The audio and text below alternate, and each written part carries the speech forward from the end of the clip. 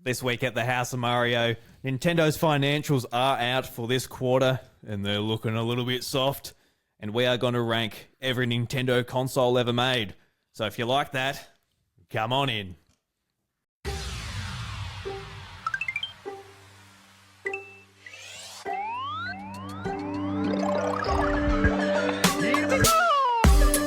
G'day everybody, welcome to the House of Mario, South Australian Nintendo podcast that is backed by a 120 Power Star rating.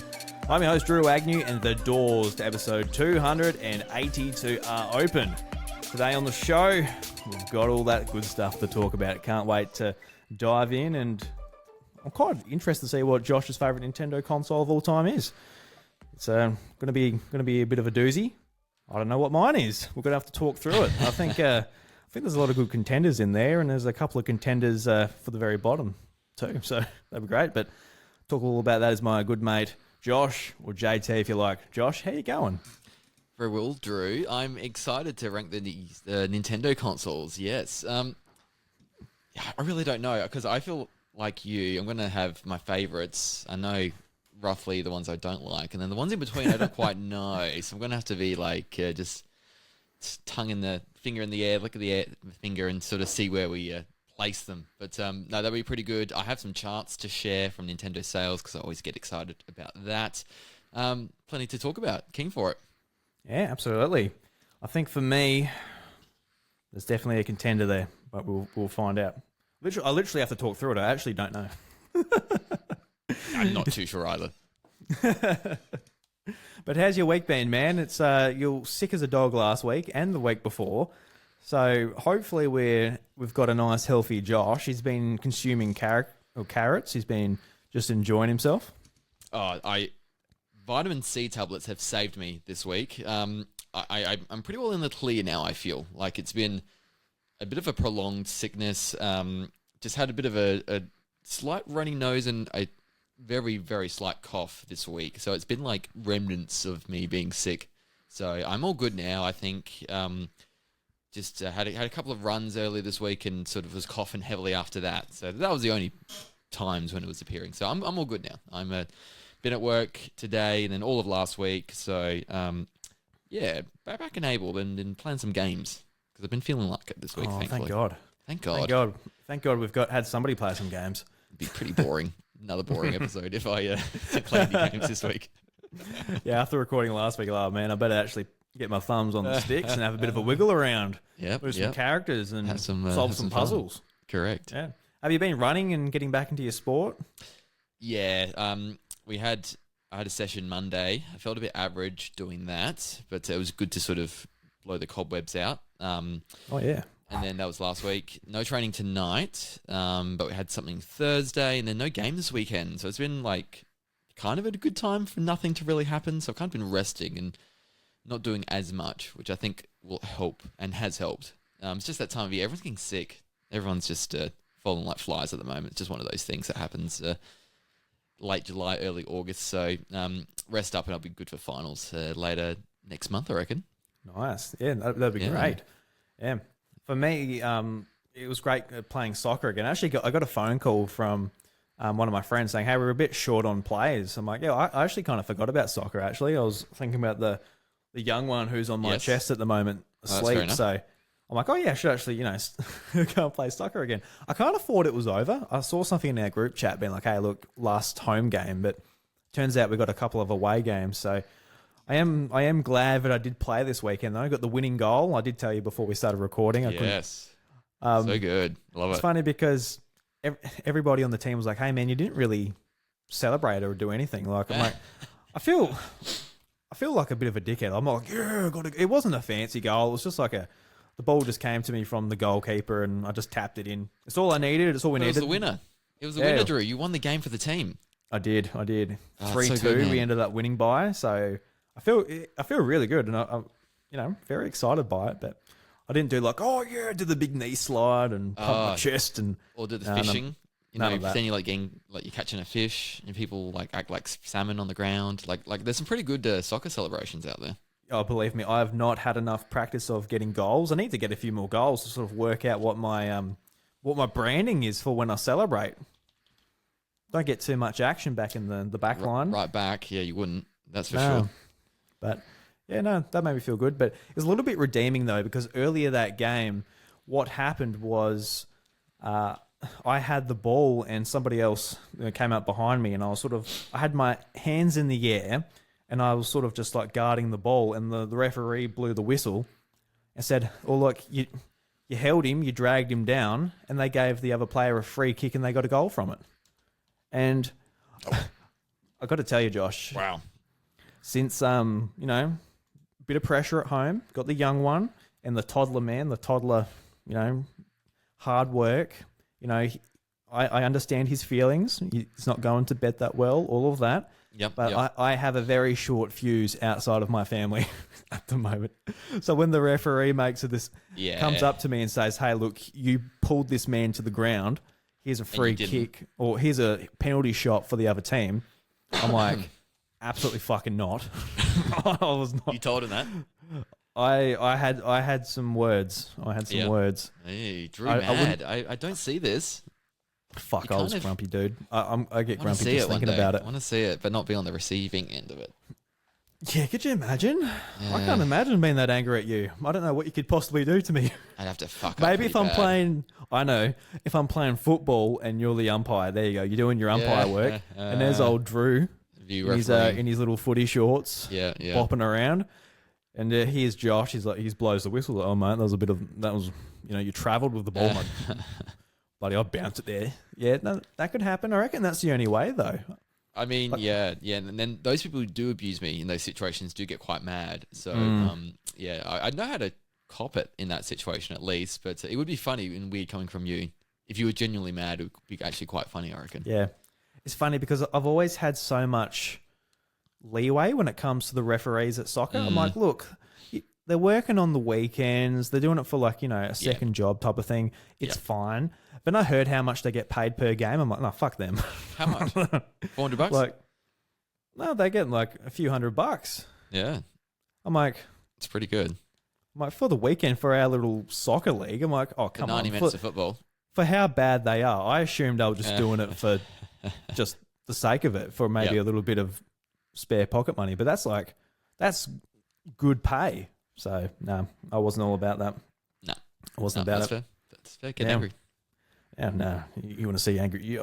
It's on video. Maybe I should share it with some of the Discord members. Share it in the Discord. I want to see it. I want to see you get Discord. Mad. Please. Yep. I'll share my my downfall and my uprise. Oh, I love it. Yes, that's right. Because you redeem yourself at the end there and win the game. So it's so good. Yeah, no, fantastic, man. I guess speaking of things that sort of make us happy is I want to bring back a few segments to the show. One being the Guru Geek Out. This is tribute to my late and great friend Bobby Paul's Nintendo Guru, and it's just a chance for us, Josh, to share something that made us smile throughout the week. Could be something our partner did for us. Could be a piece of content. Could be absolutely anything that makes you just made you smile throughout the week. So we'll start with you, man. What's made you smile this week? Nothing. No. I've been so sad. So angry all week. I saw Deadpool with my partner Michaela the other night, and we were slightly delayed with it because obviously of the sickness. I got sick, then she got sick, and we were going to watch it probably the opening weekend, and that didn't happen. But we saw it Friday night, just gone, and it was hilarious and just absolutely Ryan Reynolds just going absolutely ham for it with Hugh Jackman as Wolverine. Just the two of them together are very funny and very yin and yang in their characters, and the portrayals of them were wonderful. And so I just love those films. They weren't afraid to call it how they see it, breaking that fourth wall, and all the sort of comments on, the state of Marvel at the moment, being bought out by Disney. All of it was, none of it was off the table. So, they're just going for it, and it just makes it all the funnier.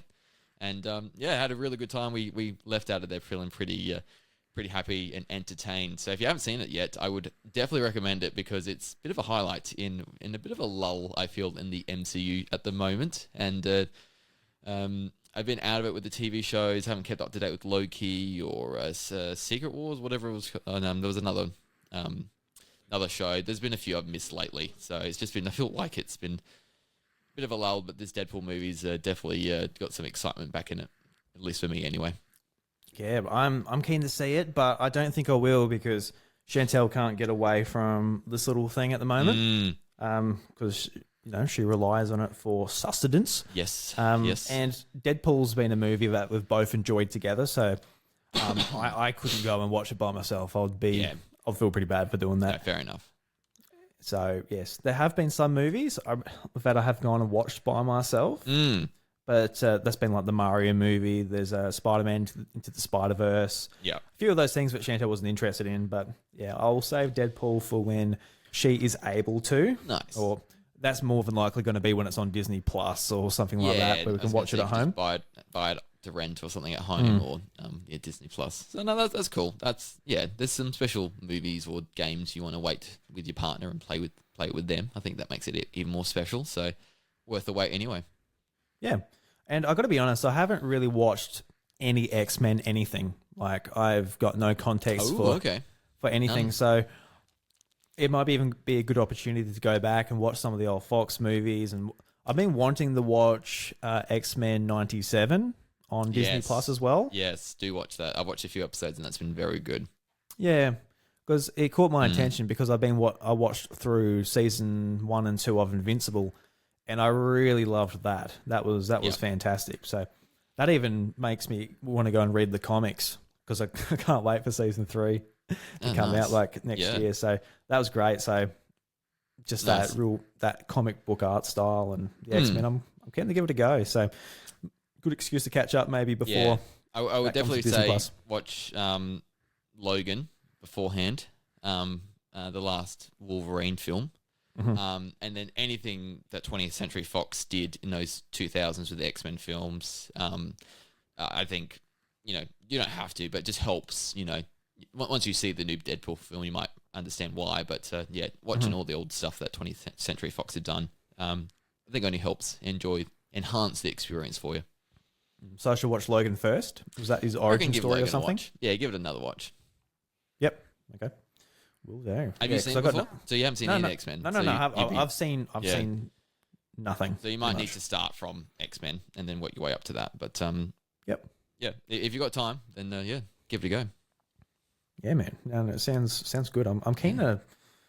It's just kind of exciting, but there's something that I just have not touched. Like there's all of X-Men, which is pretty cool because I've kept up with the MCU, but obviously with Fox for like the longest time, it's just been something that I haven't paid attention to. It didn't really tickle my whistle. You have to though, because MCU's everything because of the multiverse, and just it doesn't matter who made a film 30 years ago now because it's like it's the different universe in the same multiverse that still works together, which makes it quite weird, but cool at the same time, I suppose. It's really cool, but at the same time, it's a little bit lazy, isn't it? It's just like it means it doesn't matter if a main character dies because there's just there's billions and billions of the same character in all these different multiverses, so it does cheapen the experience a bit. So that is the issue with the multiverse. Yeah, like they're bringing back Robert Downey Jr. as Doctor Doom. I don't know who Doctor Doom is. I don't know the context of that, but that's kind of cool and kind of lame at the same time. Cool. He's a cool villain. I really like Doctor Doom. So why is Robert Downey Jr. playing Doctor Doom? Has he taken on the form of Iron Man, or has he just looked the same, or what's the? It could be Tony Stark in a different multiverse. Instead of turning to Iron Man, turned into Doctor Doom. Maybe that's pretty cool. That is pretty cool. Potentially. That is. I don't know if that's ever happened in the comics or not, or if it's a new thing, or he just happens to look like Tony Stark and he's not Tony Stark. But it could be that one of those things. They can do anything now. That's how the multiverse works now. Let's do anything. Put Mario in there. Honestly, put Luigi in there. Put me in there. It's possible. Don't put me in there. I'm just a civilian that gets killed by someone. Just make me an extra in the film, and then I'll take that. Yeah. All right. Yeah. Well, I think as far as my geek out goes, I've already done my soccer, so I'd just like to remind people why I do the Guru Geek Out, and that's for Bobby Pauls, and he passed away from COVID. It was very tragic, very sad, and I guess he was in hospital for a long time, but it was rather sudden, I guess, for us who, were in contact with him like every day or anything like that. But he's somebody that I look towards and really respect, just in especially what he's done with his content and all of that. And it's something that I've been thinking about the last couple of weeks a lot, because I've been sort of rethinking what I do with my content, my YouTube channel. And a lot of the stuff that he did, I look towards. Just, he wasn't afraid to do multiple podcasts, for example. He had like 3 Nintendo podcasts or 4 Nintendo podcasts over the lifetime of his channel. And everybody sort of went like, how the hell do you keep up with that? But it was just his openness to just trying new things. And I think now, where I'm at the age of 30 and all that, maybe I should have taken more steps like that and tried new things. Because I think when it comes to podcasting, I think you can get stuck in the rut, stuck in your old ways, because you got your show, you got your segments, and you've got to keep it consistent weekly. But it doesn't give you a whole lot of opportunity to really sort of try new things. And that's what Bobby did a lot of. And he formed an awesome community, and it was just so nice to everybody, and just done, amazing things. And it's really sad to see, all of that end just when he was really coming into his own. Like, his channel was popping off with Animal Crossing. So, yeah, no, it's just, it's just somebody who I like to keep in the back of my mind, just every week pay tribute to him. Just a really important member of our little Nintendo community. And, much love to him. So, yeah, just like to keep his memory going, just in a small way we can on this show. But. Yeah, and I think that's super important. And as someone who's like, I've only heard of him through you, and it wasn't until I got into this stuff a bit later that I heard about what tragically happened with him, which is definitely a huge shame. And sounds like he sort of touched a lot of people's lives and made a lot of friends in this community. And must be at least 3 years now then, plus, since he's passed away, sadly. So, gone but not forgotten. Absolutely, yeah. All right, let's move on to some housekeeping, Josh. I've got a little bit to say, so I'd love you to go first. You've had an episode of Nintendvania out this week, so tell us about that. Yes, and I want to apologise to everyone, because I have been so, stringent on every fortnight I have an episode out. I have something ready in the can, because I feel like weekly's so easy to sort of, you're in the ritual. It's like, Tuesday afternoon or Monday for me, there's a new episode coming out if you've got a weekly show. Mine's fortnightly, so you're like every second Monday, you're like, there isn't one, and you kind of, you might forget about it or you get out of routine. I had to wait 3 weeks for my last episode. It just came out today. Apologies to everyone, but it is out now. With the sickness and everything going on at home, it was just a bit too hard to get it going and getting it right. So had to wait a bit longer to get it out, but I definitely think it's worth it, because I've had some good time into Nintendo World Championships. We had a really big deep dive into that, talked all about the game and what it meant, and then the history of the World Championships in the 90s. And had Dan, aka Switching It Up _ join. Really, really enjoyed talking to him. Anytime I get him on the show, he's really good value, really big Nintendo fan. So, feel free to check it out on YouTube and Spotify and anywhere you listen to your podcasts. Had a really good time. Yeah, excellent. I haven't listened to it just yet. I try to keep it to Tuesday, so then I get a nice fresh Josh and I don't listen to you just say too much of Josh on the in one podcast. day. I get you. Yeah, that's right. I can't tolerate. I'll be sick of you already. When you'll get angry, Drew, you're like, oh, no more Drew. No. I just listen to you. No, that's great. Definitely go and check that out, guys. And for me, I've got a little bit to say, just in the fact that I'm, it's been a month since Layla, my baby girl's been born. And usually, when you're a new father, you have a think, you try and reevaluate how you can fit things in, what you want to achieve in life. You reflect a fair bit. I did with my son as well, and you sort of fall into the same old patterns, and now I've reflected again. And I really do want to make a YouTube channel that I'm proud of, form a community around that. And of course, the House of Mario is a part of that. So what we're doing at the moment is we are recording this, and I will be editing and putting it together for YouTube. So go and check out the YouTube version. If you're listening to the audio version, go and support that. Leave it a like and a comment, even if you are listening to the audio version in the car or anything like that. Definitely would appreciate it. I'm also doing more traditional YouTube videos where I'm tackling topics of video games. Want to do some reviews, want to do some previews. I did a video about why I create content about video games. And I've recorded one today, which I still got to edit, about the downfall of traditional video games media. And of course, since I'm a podcaster, I thought about, what can I do? Because for me, what I want to make is what I love to consume. I love to consume YouTube videos and podcasts. I'm not a TikTok watcher. I'm not a Twitch watcher. It's about podcasts and videos for me. So I want to make audio versions of the videos that I make. And I was thinking about how I can put them together, package them together for podcast services and YouTube. So what I've done is I've put it together. I've made a podcast on podcast services and on my YouTube channel called the iDruby Gamescast, where all of these videos will be put together and put onto audio platforms. So if you prefer to listen in the car or whatever, they're there for you. And you can watch my dumb face. You can watch the words come out my face on the YouTube channel.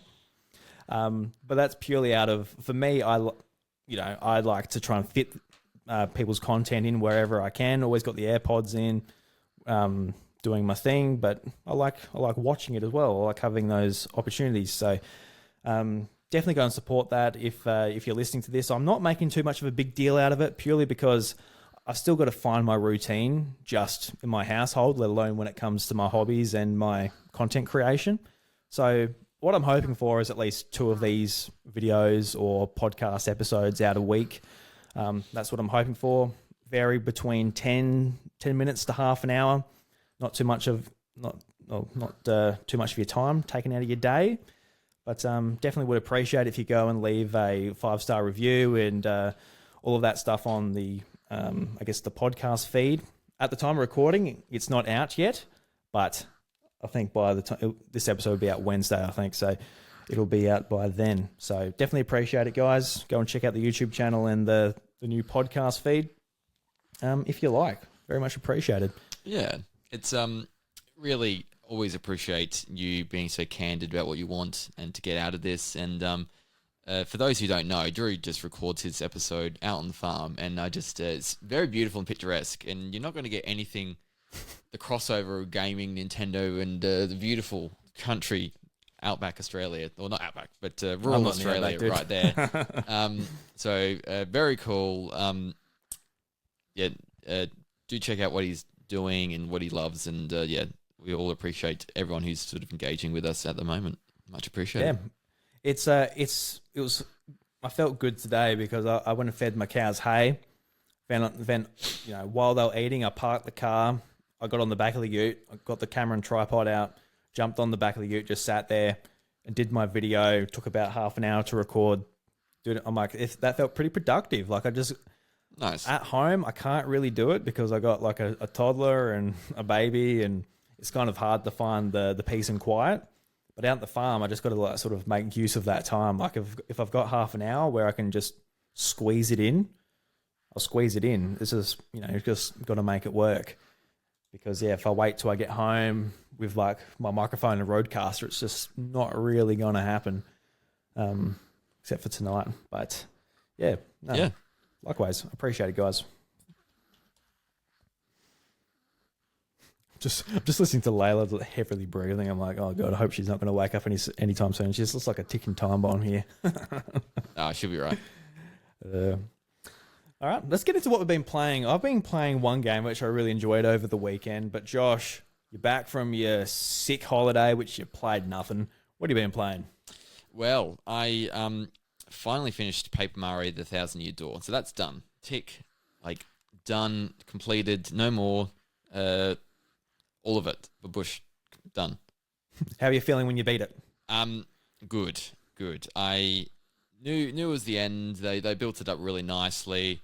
The last battle was a bit of a challenge, so I had to I realized, okay, I'm not quite going to do it with the loadout that I had, how I customized my badges, and I think I needed some more items to help me out. So went out and was able to sort of get my badges set up the way I needed to. I had some that were like going to give me bonuses on like enemies defeated after the battle, and that doesn't matter when you're up to the final boss. You got to go all out in the battle. So did all that. Really enjoyed it. I think it lives up to the hype. It is the best Paper Mario game, I feel, in my experience. Just the whole package, just really, really fun. The story, the witty writing, really loved the battle mechanics. All of it's just super fun.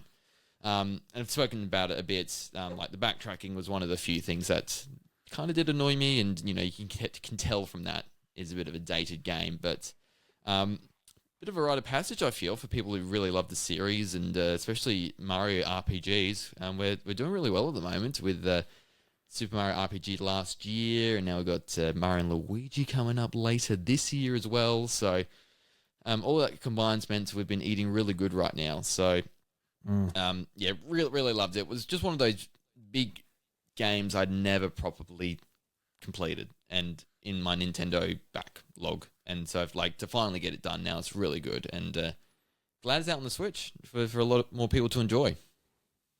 These types of games where they've been in your backlog for a long time, they're so satisfying once you beat them, aren't they? Oh, yeah. Like, yes. Like you when I eventually get around to it, it's going to be one of those games for me too, I think. You sort of understand now, like the hype behind it. I don't know, just like, okay, I get it now. Just a bit more like, yep, I kind of need to experience that for myself. I've seen it now, and it's good. You know, just one of those. Yeah, you got to do it for yourself. Now I have an opinion on it. I can talk to people about it when they ask me. Now I have an opinion. Yeah. Man.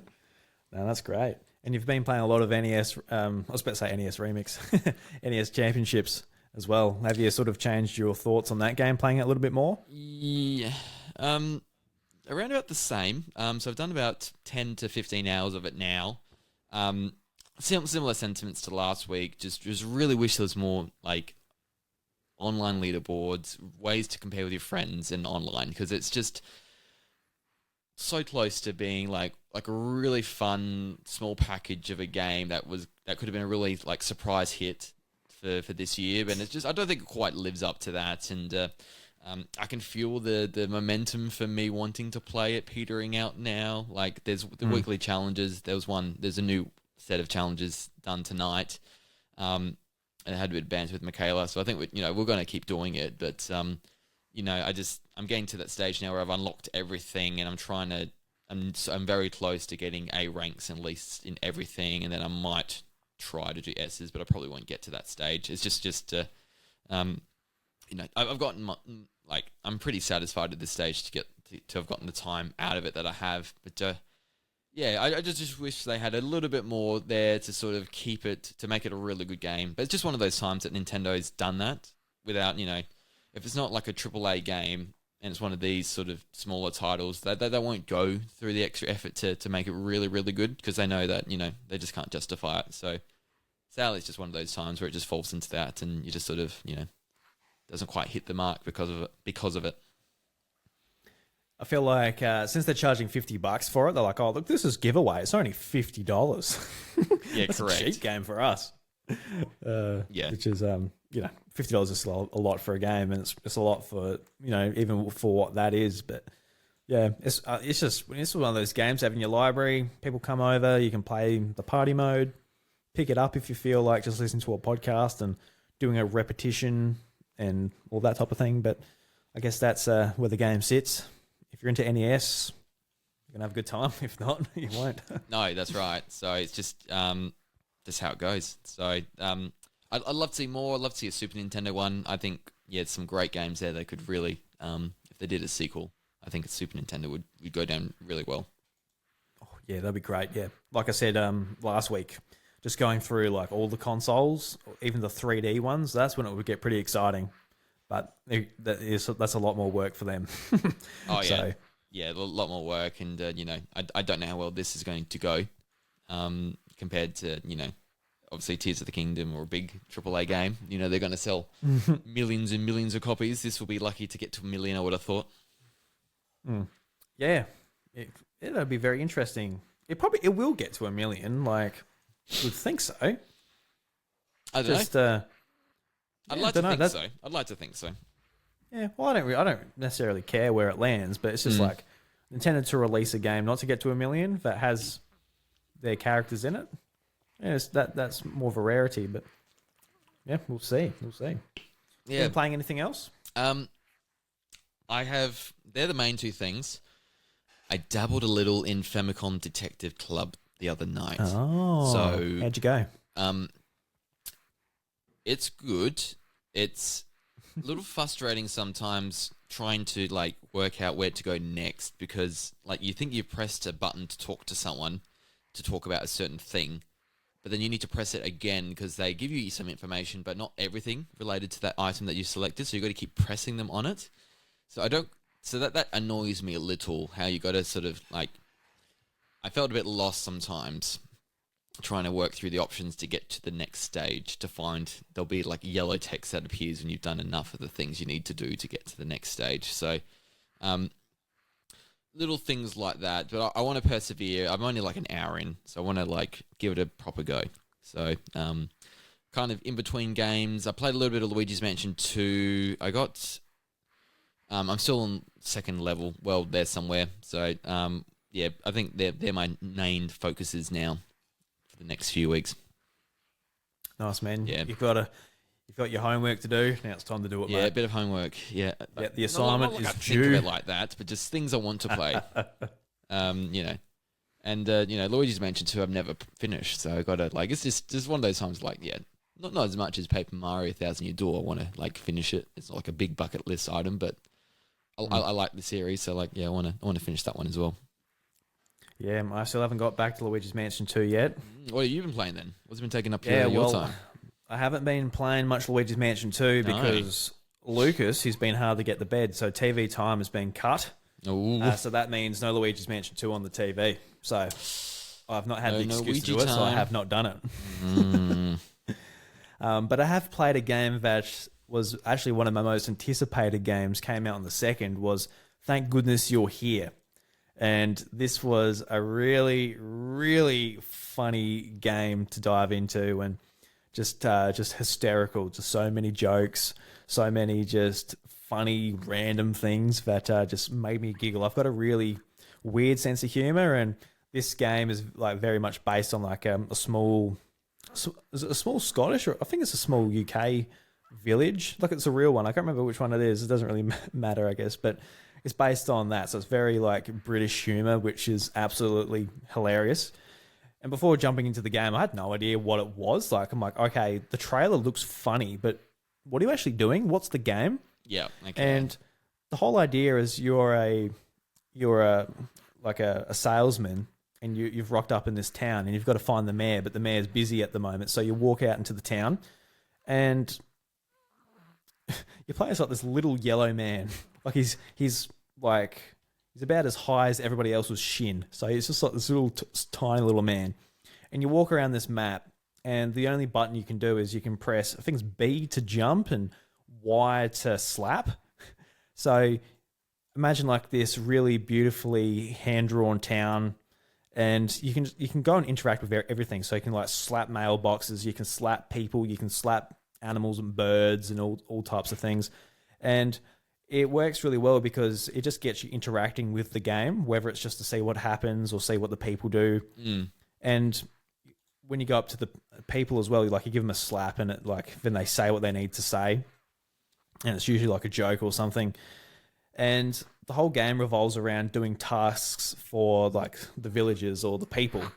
And once you complete all the tasks, it ends the story. And throughout when the jokes are evolving, you can just it's just like really, really quite humorous. It's very well done. Yeah. But it doesn't feel, you never get lost. It's like a point and click game where it's like, all right, I need to do this. I never felt like I got lost at any point. It just naturally evolves as you're going along. So one of the first sort of tasks you need to do is what was it?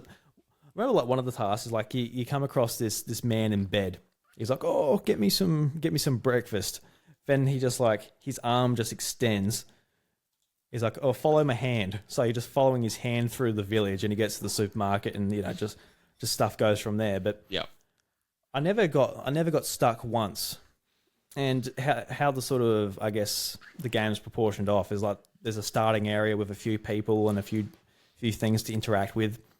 And then eventually, once you complete a few of the tasks, and there's no checkpoints or there's no like lists or anything you got to complete. It's just you're just naturally doing it as you're exploring and interacting with the place.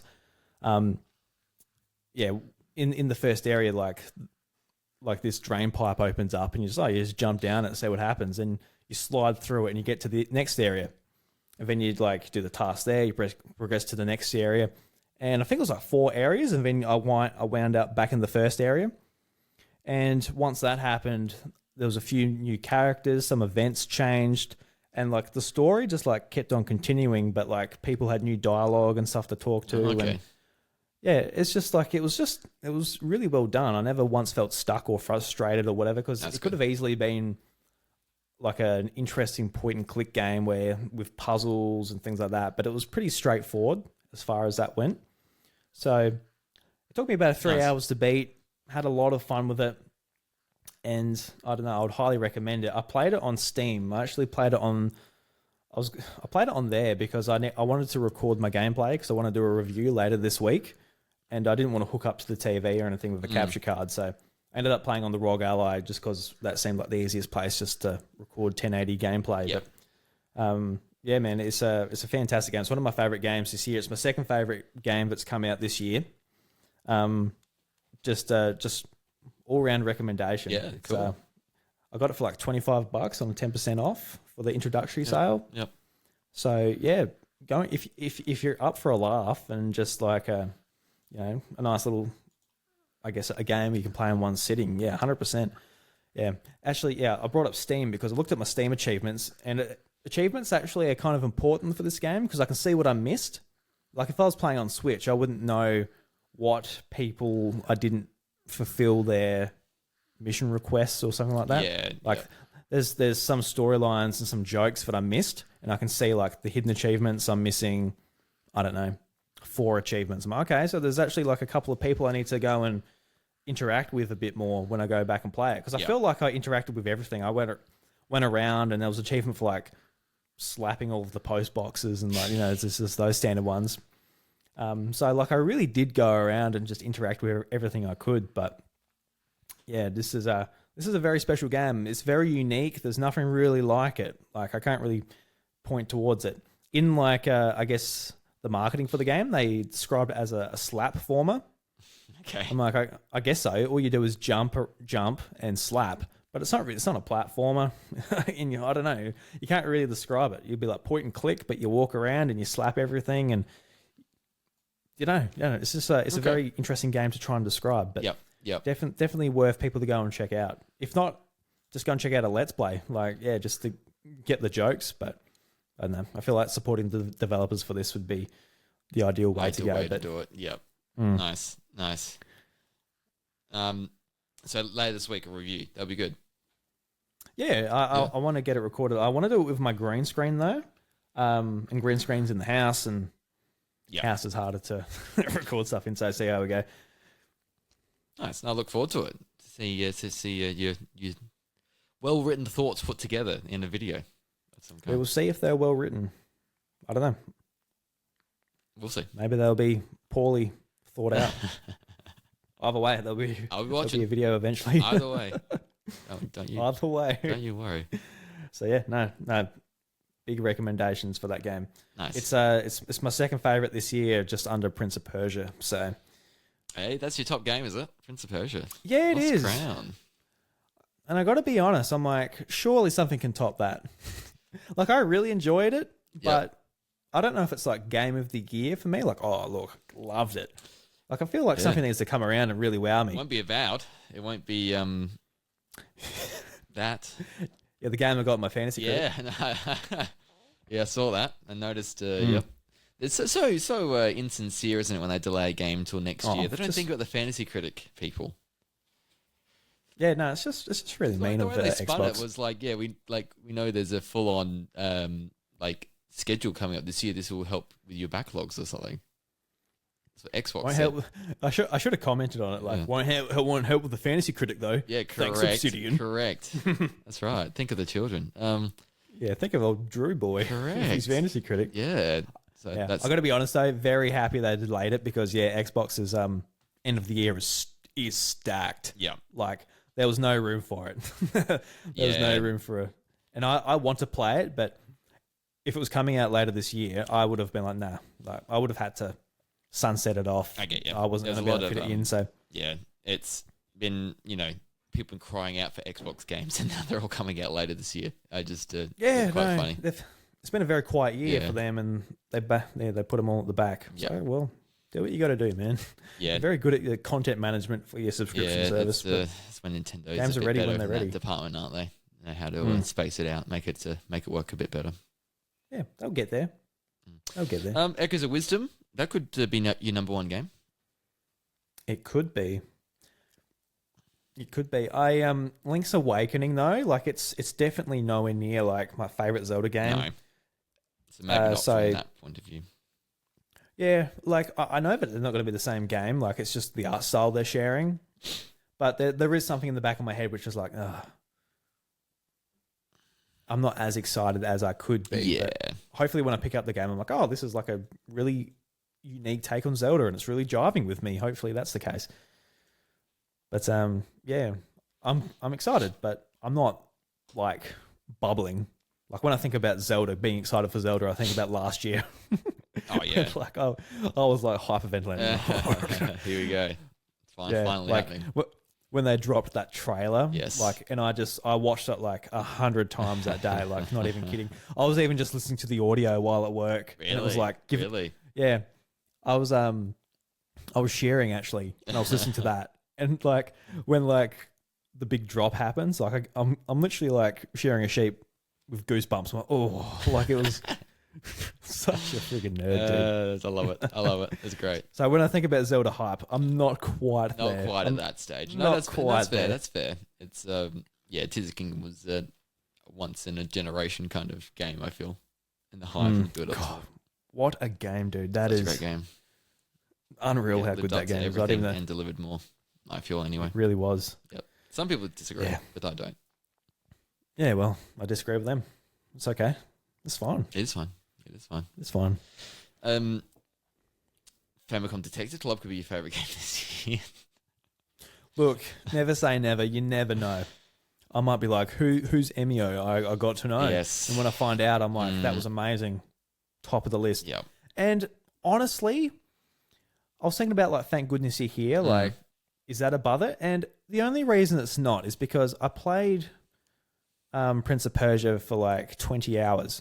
So that was an experience over a couple of weeks, and I got to marinate in it, enjoy it, learn. It challenged me, had a good story. But thank goodness you're here. I'm like, that was fantastic. But it was, it was a sit down for 3 hours. Yep. So you can't really compare it in that way. Stay in your head, isn't it? When you reflect on the And whole year, those three small hours. It's not even like I'm asking for like a 10 to 20 hour. Thank goodness you're here either. Like No. that's not the go either. No. I don't know if I need to be doing it that long. I don't know if you can write comedy that lasts that long in a game. That would be insane. No. So I'm not asking that either. But it's just how it works. Just a game that's about 20 hours. You're able to sit with it a lot more, understand the characters, the mechanics and everything, and it becomes like a bit of your routine for a couple of weeks, and it just sort of means a little bit more to you, I think. Yep, for sure. That's right. All right, Josh, let's get into what you're good at. Not that you're not good at everything else, but you're a numbers man. You work at a bank. When I think about you at work, Josh, I just think of you hunched over a desk, just like one finger just tapping a calculator, doing sums. I'm right here, Drew. I worked from here today. Worked from home today. I was in spreadsheets Well, and everything. when you're in the office, when you go into the city, go into the office, and imagine like you got a briefcase for that calculator. That's the only thing in there. Maybe a calculator and an apple. I bring a satchel to work, so kind of similar. Oh, a little calculator Sometimes satchel. it's a big gym bag that looks like a body bag, and everyone questions, you could fit a body in there. And I look at them like, it does fit pretty well. And then you sort of give them a weird look to feel like, they could fit in there and you could make them dead and putting in the bag. But that's anything. That's fine. That's things I just think about and don't act upon or anything like that. So, but yes, the numbers came in for Nintendo. That was very exciting. So I'm going to read this from Vooks.net. They do a fantastic breakdown of the Nintendo financials. So let's jump into it. Nintendo has released their first quarter results for the financial year 2024 and 2025. While these are some great developments, there are also some signs of slowing down. The figures cover the period from April 2024 to the end of June 2024. Correct. Yes, I was just thinking yes, it is a quarter. It's not a yearly thing. Yep. Firstly, hardware sales. Nintendo Switch sales are down 45% year on year compared to the same quarter last year. However, that quarter included the release of The Legend of Zelda Tears of the Kingdom. During this quarter, they sold 2.1 million consoles, bringing the total to 143.42 million units. This is still fantastic for a console so far along in its lifespan, but it's clearly trending down. Also, out of those 2.1 million consoles, 790,000 of them were sold in Japan. It's clear that the market is propping up the entire thing. The big releases this quarter were Luigi's Mansion 2 HD and Paper Mario The Thousand Year Door. Luigi's Mansion managed to move a massive 1.19 million units in just 3 days on sale, as it was released right at the end of the reporting period. Yep. Even better was The Thousand Year Door with 1.76 million units. Not bad for a 20-year-old GameCube game. Other 2024 titles like Princess Peach Showtime saw a modest movement, jumping to 1.3 million units, sold from 1.22 million units last time. Endless Ocean Luminous was also released in the same period, but with no mention on the report, we can only assume it sold less than 1 million units. Pokemon Scarlet and Violet still doing huge numbers, reaching 25 point... Got the baby moving when I'm talking. At 25.29 million units. That makes it the third Pokemon game to hit this milestone, and also the fastest.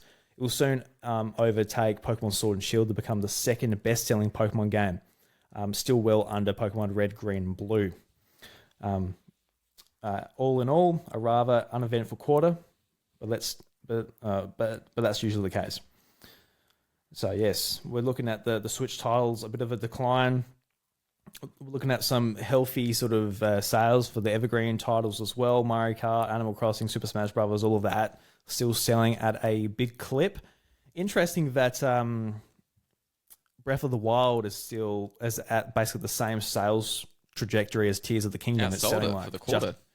It outsold it even. So crazy. That's interesting. Yeah. That's just like an evergreen game that people just pick up with a Switch, I guess. Less than some residual people playing Tears wanting to check out Breath of the Wild. But just, like people who played Tears of the Kingdom played it straight away and no one bought it after that.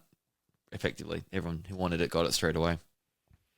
Yeah, like it just slowed down so much. Yeah. Everyone's like, want it. But then it's like, there's no one else left. There's no other Zelda fans who are like, yeah, I'll play it. Yeah, correct. Which is just strange. But that's how most video games work. Like, yes, the launch period is the major time, but I think maybe for us, when we're looking at titles like Mario Kart, Animal Crossing, Smash Brothers, they are so evergreen, whereas they have strong tails to their sales. But yeah, I guess Tears of the Kingdom was more of a traditional video game where everybody wanted it, be in the zeitgeist, follow up to one of the best games ever made. And the casuals, maybe they even wanted to start with Breath of the Wild because it is a sequel. There's a lot of sort of reasons why these sales are saying what they're saying. But Josh, we talked last time about, Nintendo. They're in the sort of the eye of the 3DS and the PlayStation 2, trying to take down them as to become the best-selling console of all time. With these sales slowing down, you said you've updated your little chart there, which you had laid out last time, to how long it's going to take to get to 160 million units. How's it looking now that we're down on the sales here? Yes. So it is a little, a bit of a downward trend, isn't it? So they had 45% down on the same quarter last year. Obviously, the OLED Tears of the Kingdom Special Edition came out then. A lot of people would have bought a console for the game, all those kinds of things. But what we're seeing now, you can see my screen, Drew. Is that correct? It looks like it's a I can see your screen, Josh. Very good. All right, so I've got my chart here because previously I only had it annually for every December, but I've updated it quarterly just for this show, Drew. That's how much I like you in this show. Well, thank God. The blue is the actuals, and so this is ever since March 2017 when the Switch came out, all the way to June 2024. We're at 143.42 million there. Done very well. You can see the increase in COVID, and it's slowly decreasing now, but still doing all right. This is the PS2 updated floor ceiling, I suppose, of 160. It was 155. They added 5 million in the last or this year. Just found 5 million under a carpet or something and decided to list it as sold. They've done something like that, but just had a bit of a go at forecasting. They're going to say they're going to get to 150 million by the end of the year. And then after that, Switch 2 is going to come out sometime around here. So I'm just had a bit of a go at forecasting it, and I think it's just going to really slow down. I reckon 160 will get there, but maybe, I don't know. Just had a bit of a play around, maybe end of 2026. I don't know. I've been quite severe in the fall, accommodating, a bit of a big drop, assuming, something like another massive drop on each quarter, same time, same period, going down again. So, I think I'll get there. I just think I was a bit more bullish about 6 months ago. Not as bullish now. I just think what we had this quarter, 2.1 Switches got sold. Same period last year was 3.91. Big drop. June before that was 3.43, then 4.45. So, it's, looking, like, what a console should be at the end of its life cycle. And it's just the slowness is there now. And I feel maybe the software this year hasn't helped. I feel, inflation pressures, all the Switch 2 rumors and, all the talk about it might have delayed some people and things like that. So, it will get there. It will be the best-selling console of all time still, I feel, because they've got a few levers to pull, like price. They could do that after the Switch 2 comes out. They could do, player choice titles to get more people to play the Switches and buy discounted games, things like that. So, could release a new, more condensed model like they did at the end of the Wii's life cycle. So there's a few things there they can play around with, but it's time, Drew. I'm ready. It's August now. This year's been all right. Hasn't been amazing. The momentum is starting to slow, but I think they're just getting every ounce they can out of this Switch sponge right now. It's nearly dry, but they know there's a few good drops in there still, and they just really on another rotation, another churn to get those droplets out and make the most of it. They're certainly getting some good drops out of it. I can't get over how well Luigi's Mansion 2 sold, like over 1 million units in 3 days for them to get an outside team to do the porting of the 3DS game. Why not, dude? Well, just free money at that point. Yeah, it's I'd love crazy. to see the final numbers next quarter to see, if does that double? Does that get closer to 2.5, or was it really just the first 3 days? But that's a great figure. It'll outsell Paper Mario at that rate. Yeah, I would have thought. I think on 3DS it sold about 6 million. So I'll be interested to see will it outsell what it did on 3DS, because we had Luigi's Mansion 3. I think it's like 14 million sold on Switch. So it'd be interesting to see where it fares from the original release, and also, Luigi's Mansion 3. Be interesting to see where it falls on there. But yeah, it's. I just wonder who is left to sell a Switch 2. Like, it's been out for this long. Obviously, there's kids coming all the time who want a console. It's a kid-friendly console. Parents pick it up, that type of thing. Yep. There's always a new audience coming in, but as far as mass adoption of the platform, it's happened. It's done its thing for 8 years. So,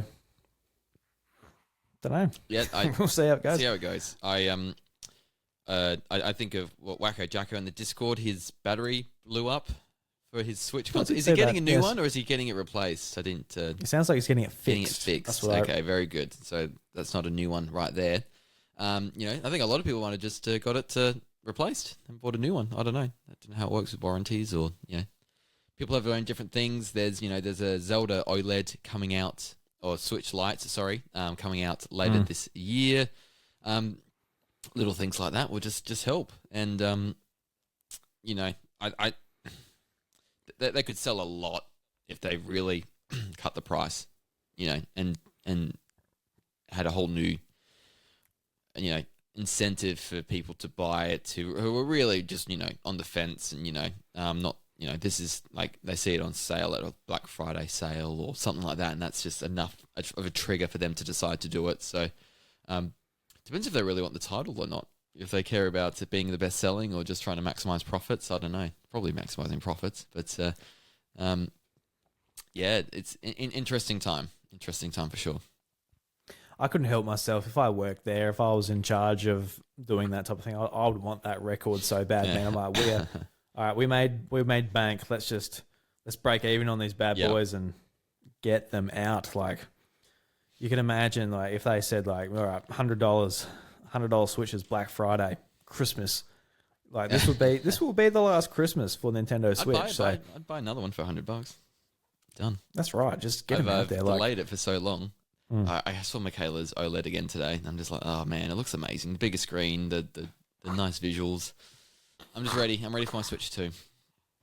Yeah, it's not even close, dude. Like, I was getting to the point with my Switch where I'm like, I don't enjoy using it as much because like all my other screens looked way better. Like it started looking really bad, and when they announced the OLED model, I'm like, oh thank God. And when I got it, man, it's just like it's night and day. Yep.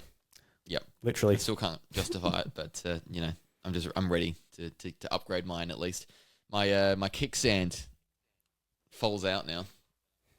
It's just you sad boy. Thing. It's the battery's still good, which is the main thing, but the kickstand doesn't hold in place anymore. It's showing its age. The thousands of hours I put into it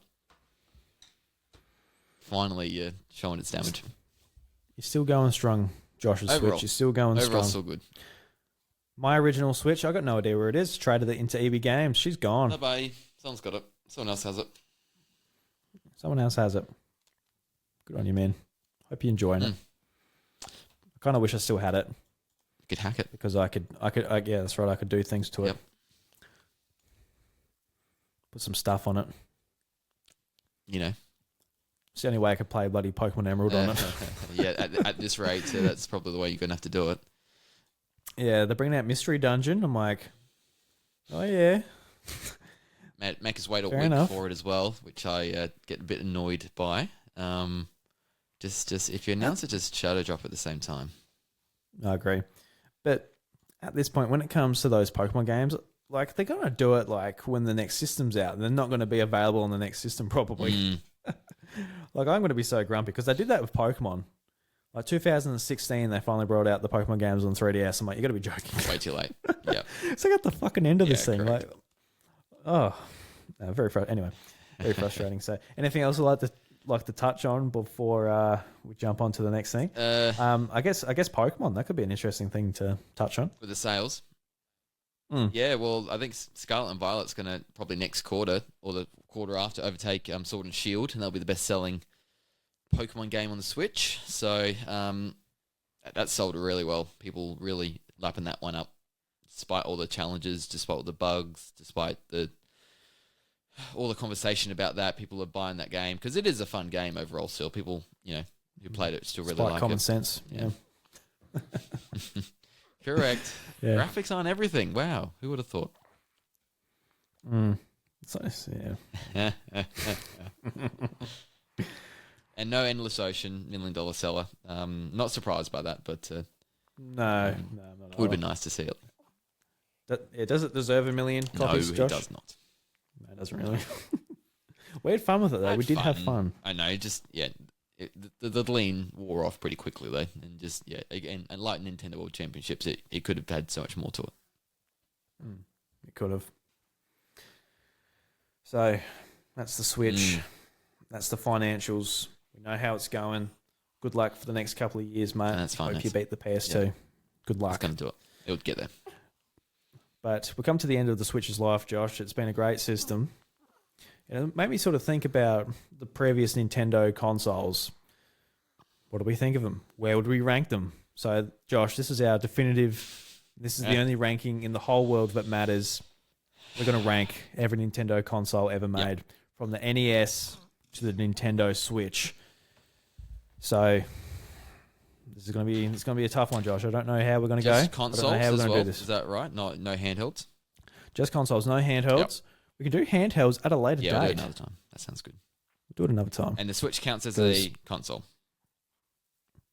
The Switch does count as a console, and it will count as a handheld. And when we do handhelds, it does count as a handheld. All right, there you go. So when you think of the Switch as in this ranking, just think of it docked on the TV with a Pro controller. Yep. Don't think about all the little kickstands and the doodads and all that. Just think of it as a little box. Done. It's just under your TV. So, I don't know. This is going to be a tough one. I think we've got some Game Boys there. We shouldn't have, and a DS. Yeah, I couldn't find a console-only tier list. All so let me weed these out. We can put the... I can't move anything. It's frustrating. But anyway, while I'm trying to work out this tier list... Create tier list. Oh, I've got to press a button. There we go. I haven't done this before. I'm new to it. So we got the S to D ranking, Josh. So we just start putting them in place where we think that they should go. Then once they're all in their orders, we can look at it, where we've put them, and decide from there. So, what's the big things you're looking for? So we're looking for like games on it. We're looking for features of the console. Games, features, controller, look. Yep. Just, I guess, how good they were in their time. Yep. Like, you can think of, how good the Super Nintendo was for its time, how much people enjoyed it, the game catalog. So what it meant as well then, in that generation. Yeah, and, this is a personal thing. Like, we're not going to make it like the definitive thing. Like, I did just say before. I lied. It's not really definitive. This is personal, I guess, in some ways, but you think about it a little bit objectively. It's just like how it all goes, how it all fits into the overall industry at the time, and how revolutionized the time. Yeah. Things at the time. I can't speak. So apparently, take that into consideration, but also my biases and opinions are going to overlay that as well. Of course. Okay. Of course. Very good. Yes. Cool. So the first one's a little bit tough. Starting off with the first one, we've got the NES. Yes.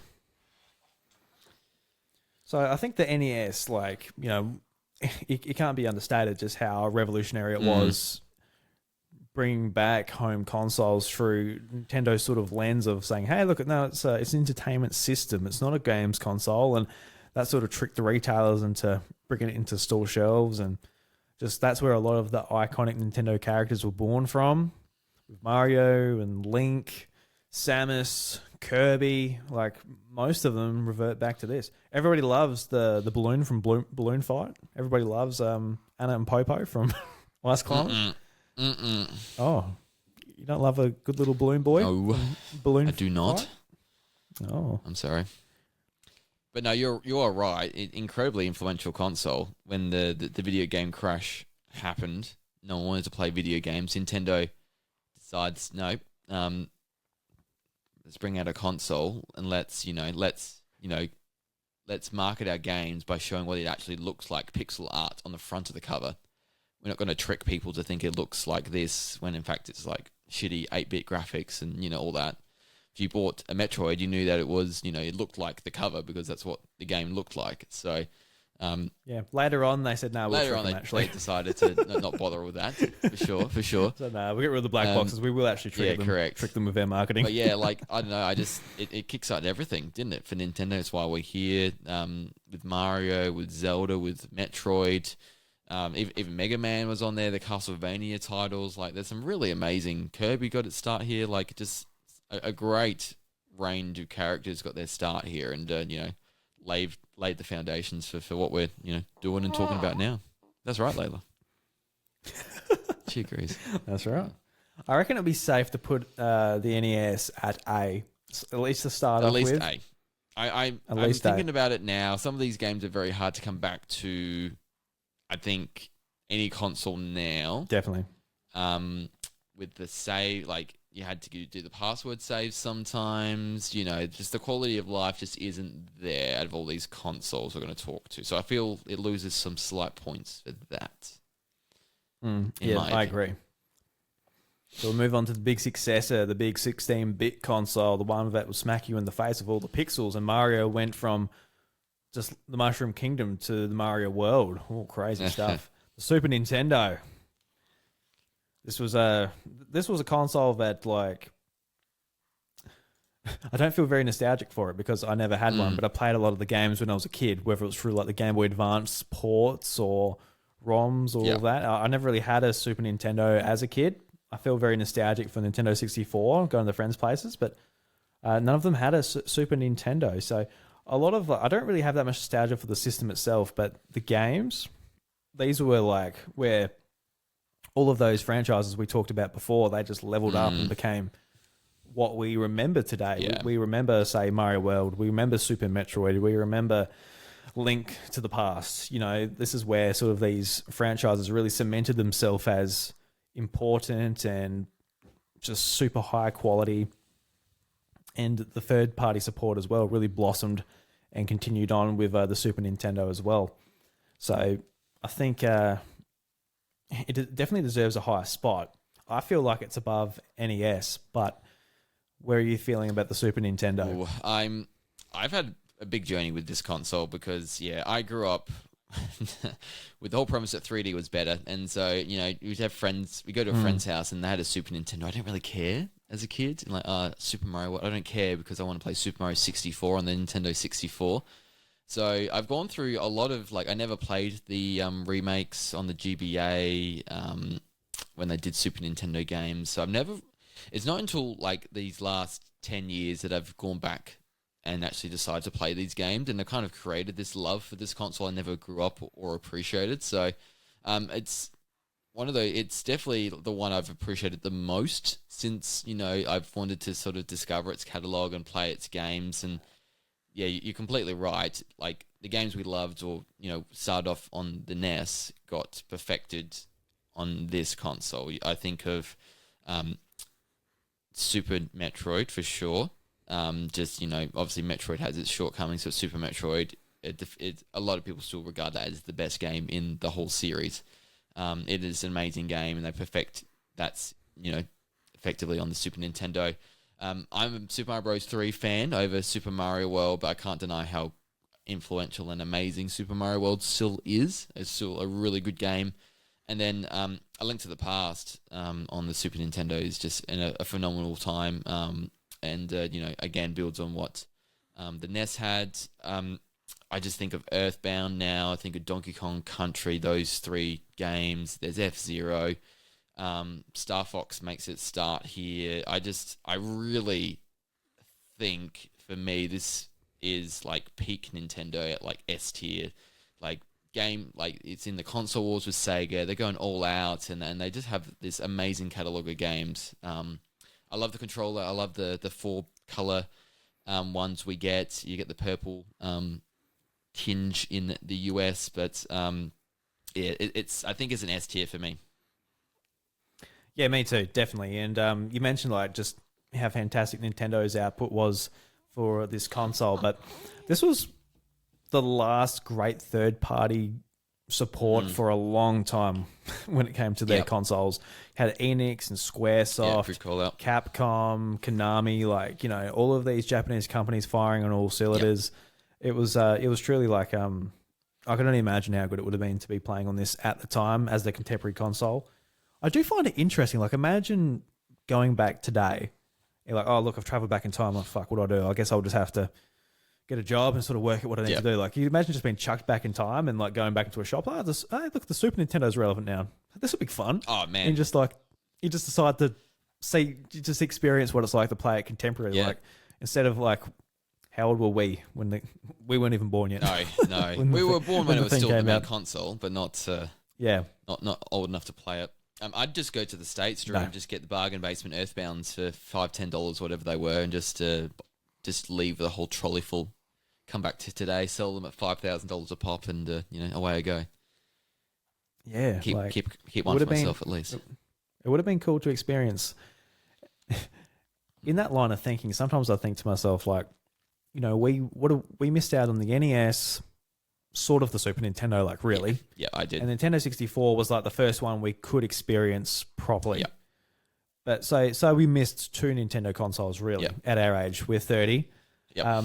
But like kids today getting into it, like that backlog's far bigger. Like the idea of the Wii and the Wii U being like this old thing that's like 10 plus years old. But look, I've got to experience the games from that. Like it's funny to think about. I don't know. Yeah, it's just, it is. Yeah, I'm no longer the 20-year-old I remember being, and thinking at your prime, and you can do anything now. It's like, oh no, 30 now. It's there's all these young kids ahead of me. It's it's a weird feeling. And when we were gaming with Nintendo, like on their 3rd console, like really they weren't that old. They weren't in the gaming industry that long. Not really. Like longer times pass. Weird to think about. That's right. Don't know, the passage of time. Crazy. All right, let's put the Super Nintendo to S. Yep. Above the NES. All right, let's jump on to the next console, the Nintendo 64. And Nintendo 64, this is something that I think, just our generation, our age group, is going to have a bit of biasy towards because this is the one where if you walk into a shop or anything like that, that will be the Nintendo console at the time. If you opted for Nintendo over PlayStation, this is what you get, baby. You get this. You get the Trident. You get the one little waggly stick. You get the nice little yellow buttons. That's what you're getting. You better like it. And I did. Yeah, I really did. For me, Nintendo 64, it was playing at friends' places. All of my friends had Nintendo 64s, and I had, I had like 5 friends with Nintendo 64. And I had one older friend who was 4 or 5 years older than me. He was the only one I knew with a PlayStation. Wow. So my whole idea of like how these consoles have sold and all that was completely skewed. Yeah. Like I was like, oh, Nintendo is the popular one, and PlayStation, it's going fine. And it blew my mind when I found out PlayStation 1 sold 100 million units, and Nintendo 64 was like 30. Yeah, like they got obliterated. Correct. Like, whoa. That was not my reality of what I was seeing. I'd love to know the split in Australia, because like for me it was, I knew more people with a 64 than a PlayStation 1. That's an interesting question. I'd like that might just be if it was more of a thing, and maybe Japan and the US it was more towards the PlayStation. But I remember definitely the 64, at least not by a huge amount, but definitely being the more prominent console against the PS1. Yeah, maybe it's just something to do with like Pokemon being huge at the time, and people, I don't know, our age group just going to it for Pokemon Stadium. We were younger, so it might have just been, we're hanging around with our kids who were, playing the younger definitely console themed. I often think to myself, like, if this was another, I must do this a fair bit. I think about if I went back in time to like 1996, and like I got a bit of money to spend. I want to play some video games. I probably would opt for the PlayStation because I want to listen to music. I've got my iPhone didn't come back in time with me. I can't use that. Yep. I can't use an iPod or anything. They don't exist yet. Like, oh well, I'll get a CD player, and there's a bunch of games that I missed out on the PlayStation because I never had one as a kid. Yep. So I probably actually would opt for the PlayStation if I was my age back then. But yeah, 64 definitely was the way I would have went if I wanted the home console back then. But the library for Nintendo 64 is good. Like there's like 30 games where you can pick them up, have a great time from Nintendo and Rare and a lot of their strong partners. But it doesn't have a huge catalog. It's got like 300 games. But I guess when you're a kid, like if there's 30 games to buy, you're probably going to get like 15 of them if you're lucky. Yeah, so it doesn't really matter. Kid, 15, you still have to pick and choose. Like 5, around about 5. Yeah, that's right. Yeah, it's weird for me because I loved this console growing up, and the more I've reflected on it over time, I've liked it less and less. I think adding it to NSO a few years ago has helped me reignites sort of my fondness for the console. But it just came out at an awkward time in terms of 3D visuals. Like, it was all about being 3D, being better, but just because you can doesn't mean you should. And I feel like there's a lot of stuff now. I think the 64 ages so poorly, the games, compared to even the Super Nintendo, and how pixel perfect those games look. So some of those 3D games are so hard to control. Like, there's only one analog stick. Zooming in and out's hard sometimes. It's just a lot. Like, I love a lot of these games, but they just have not aged well, which I feel sort of it will impact my way I score this one. Yeah, I think as well, like, when you're going back and hooking up these consoles, you hook up the NES or the Super Nintendo, you're going to have a good time. It's going to be a little bit blurry. It's going to be a little bit awkward to hook it up to your modern TV, but you pick up one of those controllers with the D-pad and the face buttons, you're going to be jumping around playing those games and having a lot of fun. But just from how the controller sort of just stayed the test of time, like that analog stick, it was not great. It was rather poorly made. Flimsy after a while. Yeah, and it's just like not the best way to hold it. It's a very awkward controller with the two buttons. Looks weird, three-pronged. In the C buttons. Yep, weird design. Yeah, so the controller definitely didn't hold up very well. Though, but just from a design point of view, not the best. Yeah. I love like the cartridges though. It's very satisfying. Even more, I feel like it's more satisfying than the other two cartridge systems. Yep. For whatever reason. I think it's just because the one I interacted with when I was a kid going to friends' places. You could see it. Having to blow it out. Yeah. Yep. Pop it out. And I think it's really cool how it like displays your game in some ways, where you can like look into the system and just see like, oh, Super Smash Brothers is in there, or Mario Kart 64. I think as far as like the main games go, like Mario 64 is one of my all-time favorites. I love that game so much. And then like Smash Brothers and Mario Kart, that's where like I was first exposed to them. Ocarina of Time, just a massive classic. I didn't play it really on 64. I played it on the 3DS version. But the idea of the transition to 3D graphics and coming up with like what Mario and Zelda did for those franchises was just unreal. Yeah. Just come out of the gates doing that. So it just shows Nintendo's forward thinking and a lot of their brilliance when it comes to designing games and making them make sense. Yeah, like in that 3D. You are right. Like, they did smash out Super Mario 64 in the first 3D game and made it really fun. Zelda with Ocarina of Time and then Majora's Mask, like some two really iconic games. I've never properly finished either of them. Gotten a fair way into Ocarina of Time, but they very well beloved games in their series. No Metroid, which is a bit of a shame for me anyway. But I think even they didn't know how to make one back then that would fit and work with the console. So it was probably for the best. I got fond memories of it. This is a multiplayer machine for me. This is what started all the love affair with Nintendo. And so Smash Bros. And Mario Kart 64 and all the Mario Party games. Like, this was just super fun. Like, get 4 controllers plugged in, get friends over, and like you were gonna have an amazing time. So, and then the lack of third party is gonna hurt it, isn't it? Final Fantasy VII goes off to Sony, to PlayStation, and Nintendo misses out on that, and a lot of other third party developers sort of abandon the console. Nintendo decides to stop pirating, but which means increased costs. CD technology was cheaper, more effective, and you could add more bigger games to it. So that's where the trend was going. But Nintendo decides to sort of hold back a bit, and I think that kind of hurts them in a way. But still sort of do have that fondness for the cartridges and blowing into it to try and make it work when it wasn't loading, things like that. So.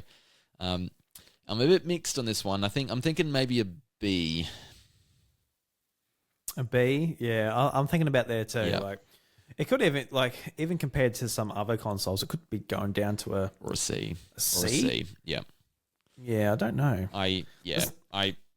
Do you want to put it at a C and see where it fits in, and then we can move it around? I think that sounds good. Reassess. All right. Next up, we have the GameCube. And the GameCube's something that I also have a little bit of fondness for, and I never had one at the time, but the years afterwards, I've just kind of I love the look of it. I love the controller with its game library. It's a little bit similar to 64, small game library for the most part. But there are some great games in there, and the third party support was rather decent for Nintendo 64. Oh, sorry, for a GameCube as well. It wasn't too bad. I wouldn't if you're after just like a girth of third party games, I probably wouldn't pick up this console over the PS2 or even Xbox. Yep. But it was good for its time. It made a few mistakes with like the mini discs and missing a couple of buttons on the controllers, and there was a couple of things that just made it a pain for third parties to get their game on, and ultimately it really wasn't worth it. PlayStation 2 and even Xbox to some extent is where you needed to be that generation. So Josh, I know you are so fond of the GameCube, so I'd love to hear your thoughts of where you think this will fit in. Yeah, this is the one I grew up with properly, I feel, because I bought this is like the first console I bought with my own money, like $150 at JB Hi-Fi, silver platinum console, came with 2 controllers and Metroid Prime, and just I really like the GameCube. So I grew up with it, played a lot of the games. It was just, compared to the 64, like the graphics looked so good, so amazing, and loved the controller. That's probably my favorite thing of the console is the controller.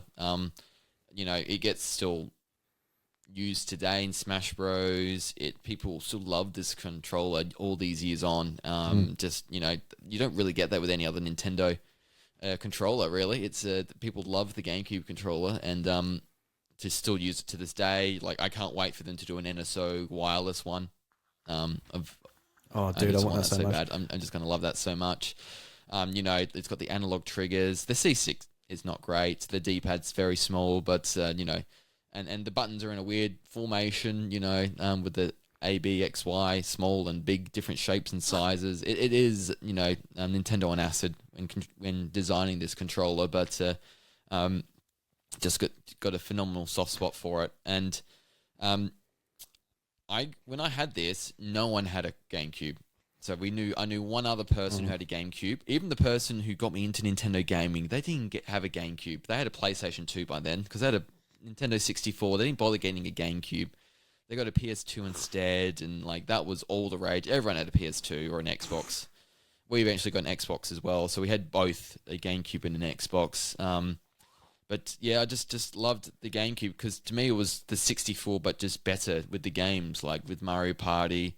I really love Super Mario Sunshine. For all its flaws, I've always had a really soft spot for that.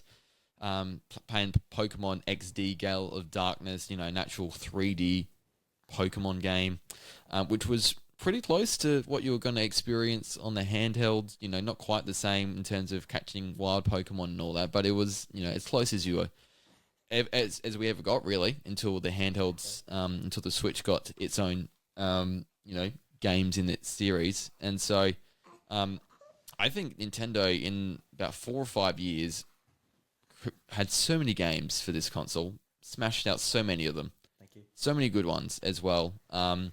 We saw a little bit of a revival in terms of third-party support. No, it's not amazing still, but you're getting those. Square's come back to do Crystal Chronicles. You're getting Konami doing a bit of Metal Gear Solid. It's not quite the same, but it's it's there. So, I think the quality of games they smashed out over that 4 or 5 year period. Despite the design, people thought it was a bit of a kiddie console. But yeah, I think people looking back at the console really loved the games, and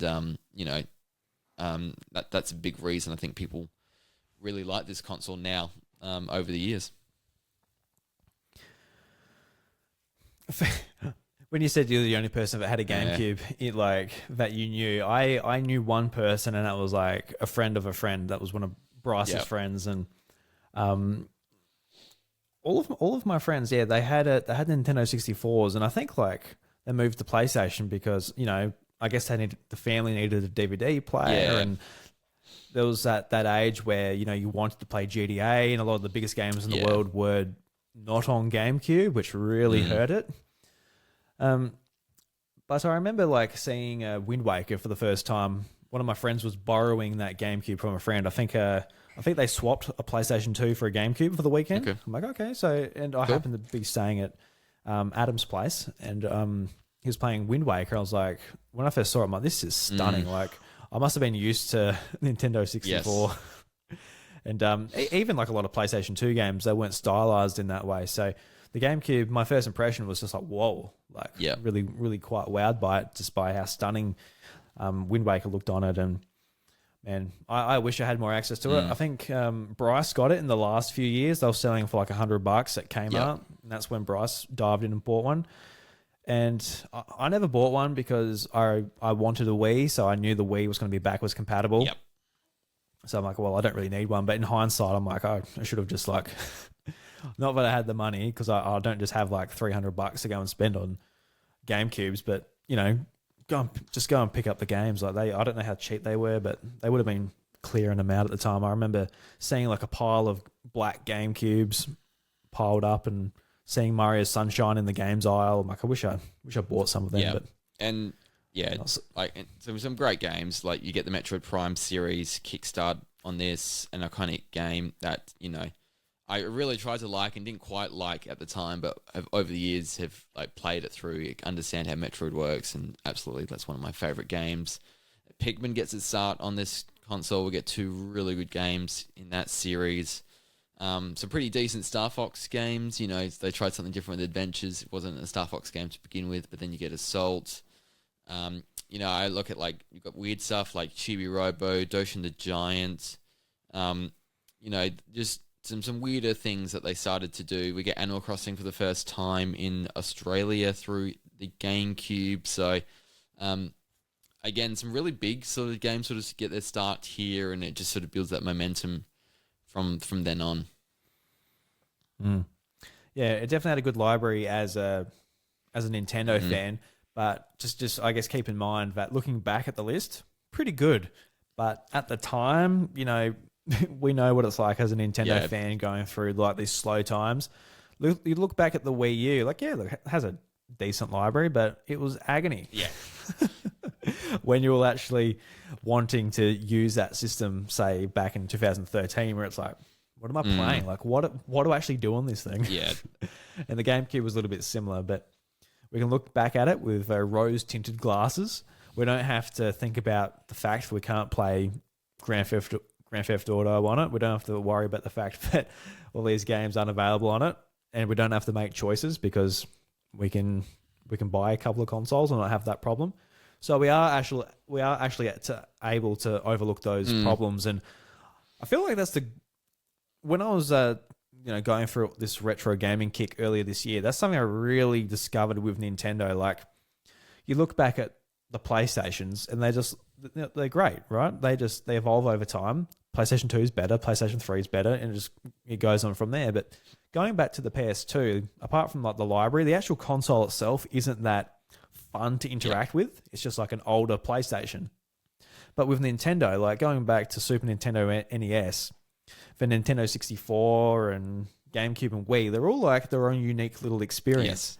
And while at the time it might have been the downfall of that system because they're a little bit different, a little bit harder to make games for, they got a problem with it that people don't like. Looking back at it now, they're like, oh, well, it's fun Has to its own unique identity a bit more, doesn't it? Yeah, it's fun to use a weird controller. It's fun to go back to motion controls. It's fun to try this.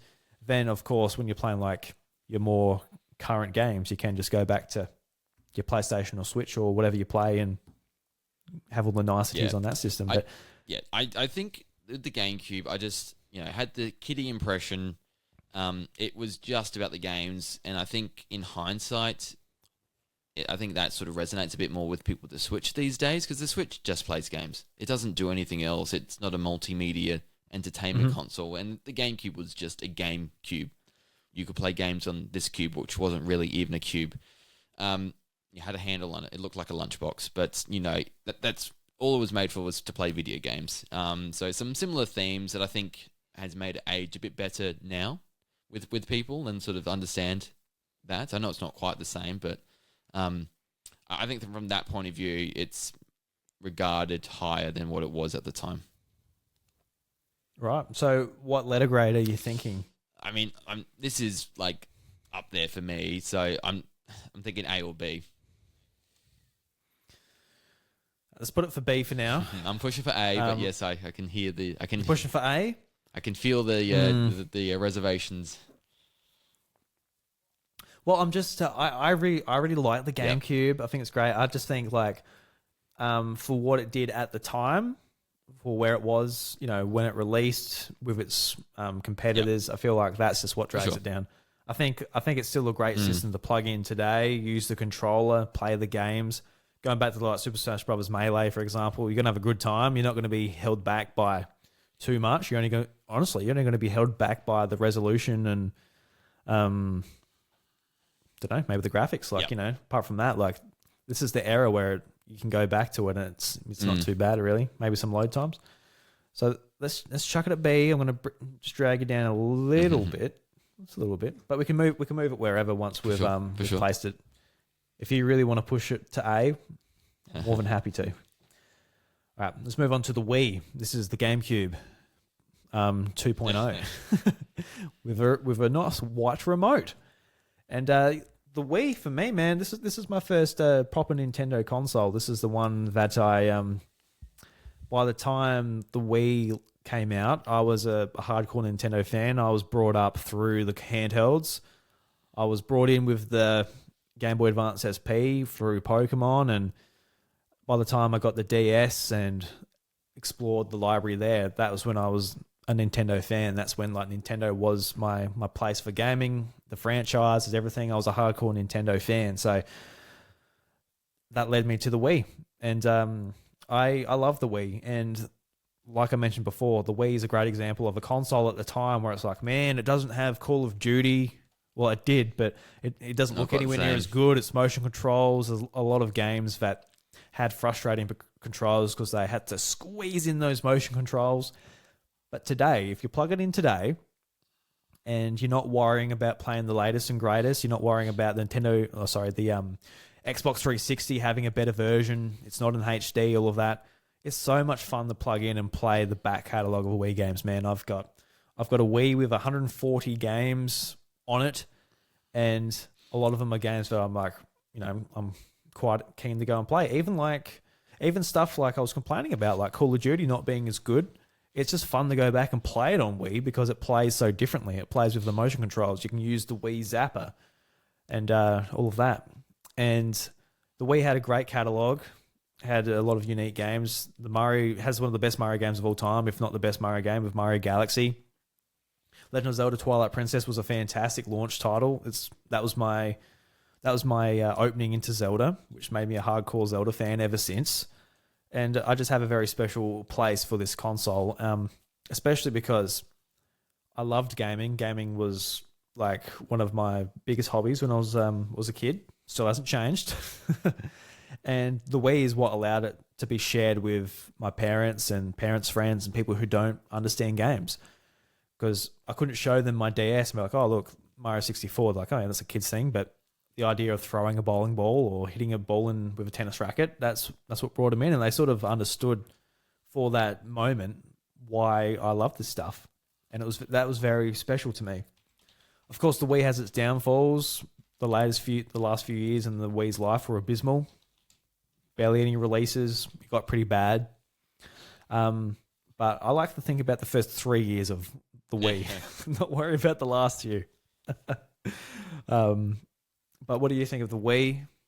How's it fall in your heart? How do you feel about the hardware and the software lineup, and where do you feel like it fits? Yeah, I'm same with you. This was the first console for Nintendo that I was waiting for. Because by the time I bought a GameCube, it had already been out for a little while. So this was eagerly anticipating a Wii, and so we got a Wii pretty well straight away.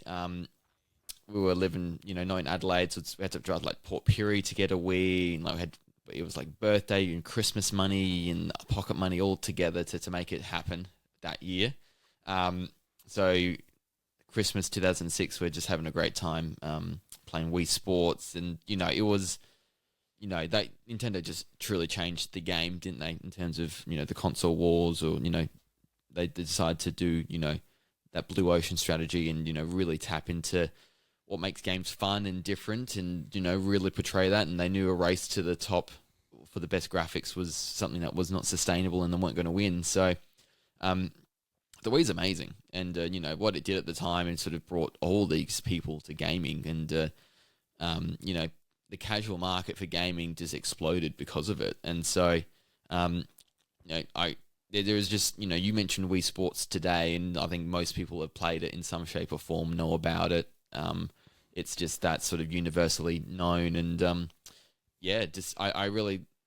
love the Wii growing up. I just loved playing all the different games. I loved the Wii remote, just having the Wii channel, just to sort of once we got it connected to the internet and the news channel.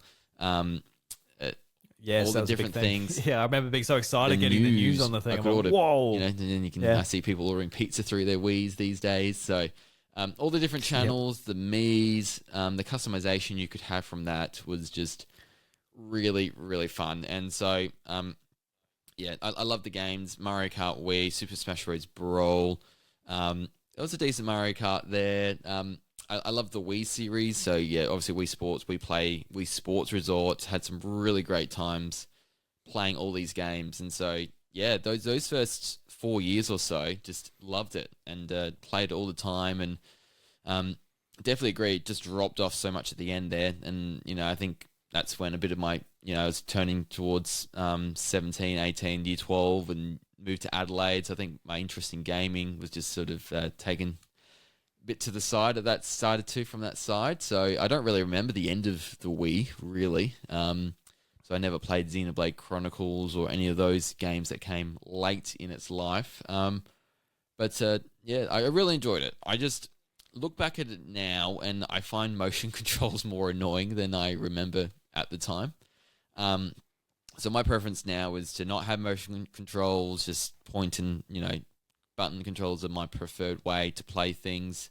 So I do look at the Wii a little bit more dimly than what I used to. So that's my only thing with it now. I grew up loving this console so much. But just gone over time now. It's just not one I go back to as much. Not like the GameCube, where that's really well loved, or like the Super Nintendo I've grown to love over time. The Wii is just one that's maybe not quite been there for me, and maybe I need to go back and give it another go, because I do remember loving this thing, and reading Endgamer and Nintendo Australia magazine, and just being in the know. This is when it started for me, just sort of wanting to know what was coming, what was next. Metroid Prime Corruption's coming up.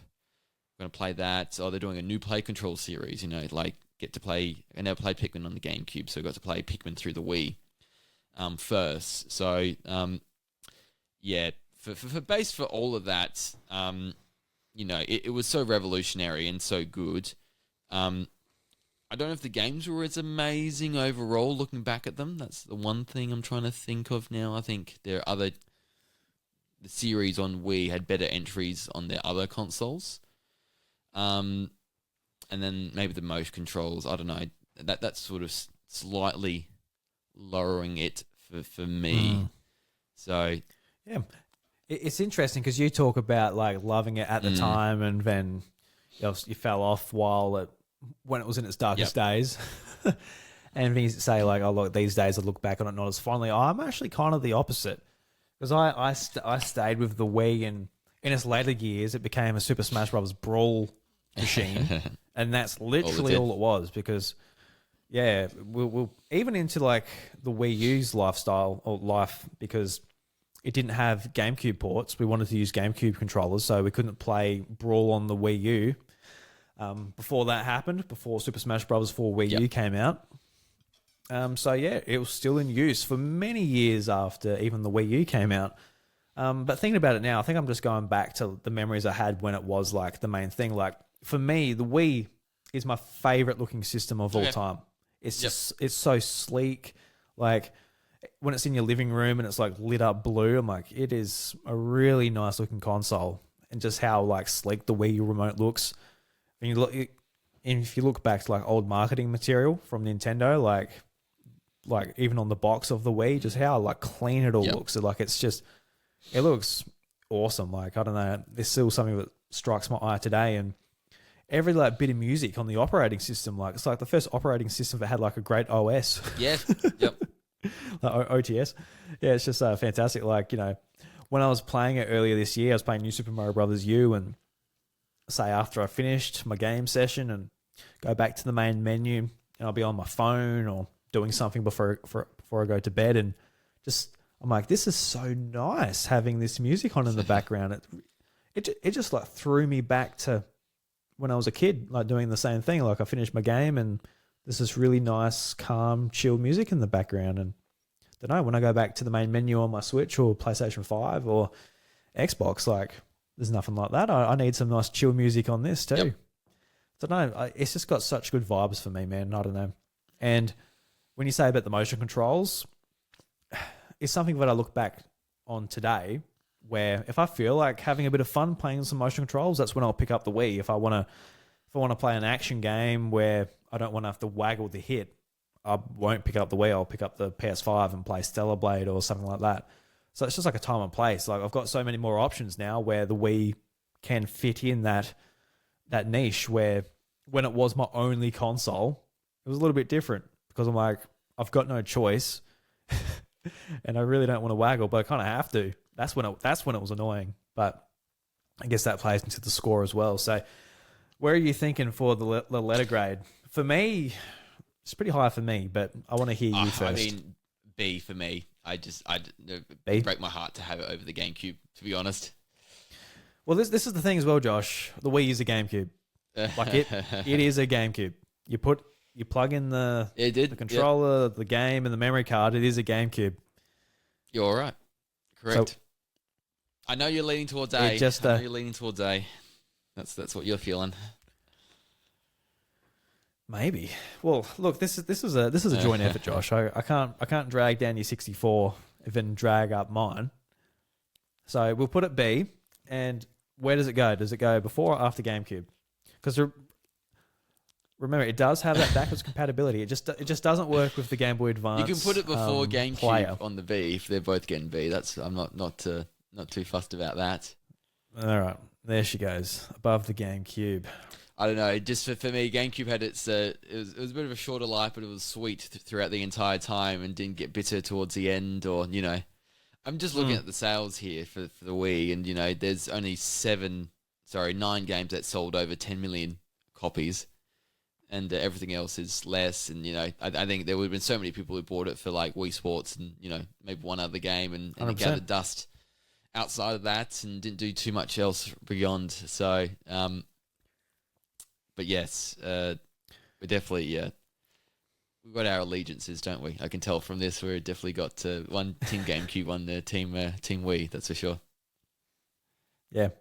Well, yeah, they don't really blend together for me, but they do a little bit. Like they are like, everything on GameCube works apart from a few accessories.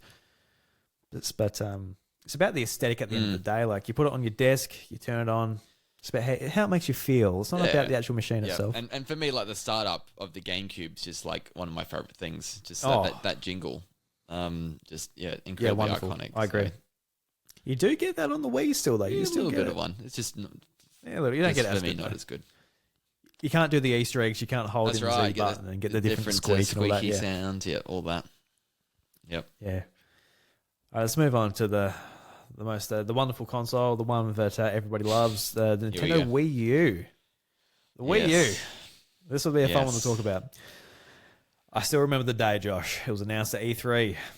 And speaking of Wii, I was very sick of the Wii. I'm like, let's move away from the Wii naming. I want it... Because in my mind, I'm like, what would be a good business strategy? They go to the Endless Ocean. They bring in a bunch of new people into their franchises, into their naming, into the who knows Nintendo, and they get in a year earlier than Xbox and PlayStation before they release their next consoles, and they bring those people they brought into gaming and they make them gamers with their next console, and they buy that, and even people who are keen for a next generation console will pick up a Nintendo one, even if they are big PlayStation or Xbox fans. And they didn't do that. They said, let's keep the Wii naming, even though at this point the Wii actually has a negative connotation when it comes to gaming. And we're going to do a gimmick no one really asked for. I appreciate that they tried something new, but it wasn't really what we wanted. It's kind of cool to bring over what made the DS successful and bring it into the lounge room. Pretty interesting. But it was just a console that was not thought through whatsoever. Like, even like down to the smallest details, like the Wii U gamepad, it charges with a its own adapter that is the same shape as the 3DS charger, but it's just a little bit bigger. So you can't use your 3DS chargers with the Wii U charger. The only charger you can charge the gamepad with is with the one that comes in the box. So if that breaks, no good. But then if you have a Pro controller, that charges with micro USB. So you can't have the same cable to charge the Pro controllers and the gamepad. The operating system, it wasn't on the system at launch. You had to have a 13 gig update on launch day to have access to online features and the full OS. It kept on crashing. A bunch of problems. There was barely any games from Nintendo at launch. They had New Super Mario Bros. U. And then after that, I think the next game was like Pikmin 3, which was months and months and months and months after launch. Third-party support was abysmal. There was some good stuff at launch, just from, other consoles. You got the Batman Arkham City. Armored Edition. You got Mass Effect 3. You got Old games. stuff like that, but it was nothing. It was old games. Nothing. You could play it on PlayStation 3 and Xbox 360. But even worse is you could play them the same. It wasn't even like an upgrade. It was just like the Wii came up to what those systems were doing in the last year of their life. Like, it was... If they needed to sell that, it was all about what they did with the gamepad. And the gamepad ultimately didn't do much outside of Mario Maker, Wind Waker, Star Fox Zero, if you want to be generous to that game. Don't know. I can't think of too many games that really utilized the gamepad. So it was a system that was very poorly thought out and was not acted on the best. But they did have some good features though, Josh. They did have Miiverse. Miiverse was an interesting feature. It was a good social media network for their console, which was fun to use, fun to interact with people online. Had the drawing on the Wii U gamepad. It was just funny to see what people were talking about and playing and all of that on the gamepad. So that was cool. And how it showed up on the big TV screen, like you turn on the console and it comes up with all your friends and what they're playing and the drawings they're doing on each game. That was a cool feature. That was a good thing Nintendo did, and nobody else has really done that. You can go into PlayStation and they got like a community section, but no one's saying anything, no one's doing anything. It's just saying that they played this and they earned a trophy here, but nothing too interesting. And I will say the gamepad, as far as the latency between the console and the actual what you're seeing on the screen, perfect. If you're like in eyesight of the Wii U and you want to play on the gamepad, it works perfectly. I don't know how they got that to work so well. Actually, I do. I think they put all the time into doing that. Then everything else, just chuck it together. And the games on the Wii U, man, a lot of good games, but a very tiny library. And for the average person who just wants a game console, it's not worth it to pick it up. You've got to be a hardcore Nintendo fan to get any money's worth out of the Wii U, which I was. And if I went back today to the launch of the Wii U, I'd pick one up. I'd do it again. Hey. But I'd know what I know what I'm in for. I'll be like, all right. Because when I was picking up a Wii U, I went into it being like, I cannot wait to play Mario Kart and Smash Brothers in HD. And those games are amazing. Mario Kart 8 and Super Smash Brothers for Wii U. They were tremendous. So those games alone were just easily worth my money. But stuff like, what else am I thinking of? Like New Super Mario Bros. U and Mario 3D Land. The Zelda games they remade were great. There was some other stuff around that too. But a baffling console just from every aspect. It's just it was a moment. It really was a moment. As a Nintendo fan, I enjoyed it. I've got very fond memories of a Wii U. That was the console I had at the end of my, high school career through my early 20s, and that was the time of my life when I was able to play a lot of games and got a lot of time for it, and I'm very fond of that time of my life, and the Wii U sort of fits in well there. but it's just a very poorly thought out product. So, Josh, I'd love to hear what you think. So I wasn't here for the launch of the Wii U. I got it early 2014 when Mario Kart 8 came out. Played that at like an Oz Comic Con and like looked amazing. I thought, yeah, I'm gonna finally get a Wii U console, and because I don't know, just new Super Mario Bros. U just didn't excite me. Was kind of at uni and sort of in between, hadn't really gone back into games. I bought a 3DS after the they had a little special to get people to get one. You get an extra game, and then the whole thing with the Wii U as well. You bought a Wii U, you were able to, you bought Mario Kart, you were able to get an extra game or something like that. So they're really trying to get people in, and that's how I got Pikmin 3 as well. So that was me sort of getting back into it. Took a really big game to me to get back into the fold, and I really liked my Wii U when I initially got it. But yeah, like the games were just too far in between. There wasn't, the gaps between the games was huge. I remember the loading times just really frustrating me. Just I'd turn on the Wii U and it'd be insane. It just kept going, and it was just incredibly bad. I know there was a patch to stop that, and so it was worse at first, but still really, really bad. The Wii U name, I just always baffled me. Awful name. Yep. I loved the gamepad. I thought that was really cool. To use that as a map or, a different isometric way to interact and play games with people. I don't know, just for me, it was, not quite as good as I remembered. And so, I'd play some of the games. I didn't play a lot of them. I just had probably the bare essentials when it came to the Wii U. I remember fondly Splatoon. I got that day one. That really excited me. An online shooter made by Nintendo. I thought that's going to be really good, and it was. And I put a lot of hours into that. Really loved Pikmin 3, Mario Kart 8, and then Super Mario Bros. And Super Mario World. No, what's it called? Super Mario 3D World. Enjoyed it. I enjoyed it. But remember, even at the time, I felt it was a little slow with the movement and trying to get that going. So, for me, it was a lot of missing. It was doing a lot of the same with the Wii U, so I felt it didn't have enough of a different identity. I think you knew pretty early on people weren't buying this thing. You read the sort of the talk, and this was not happening. Star Fox Zero gets delayed.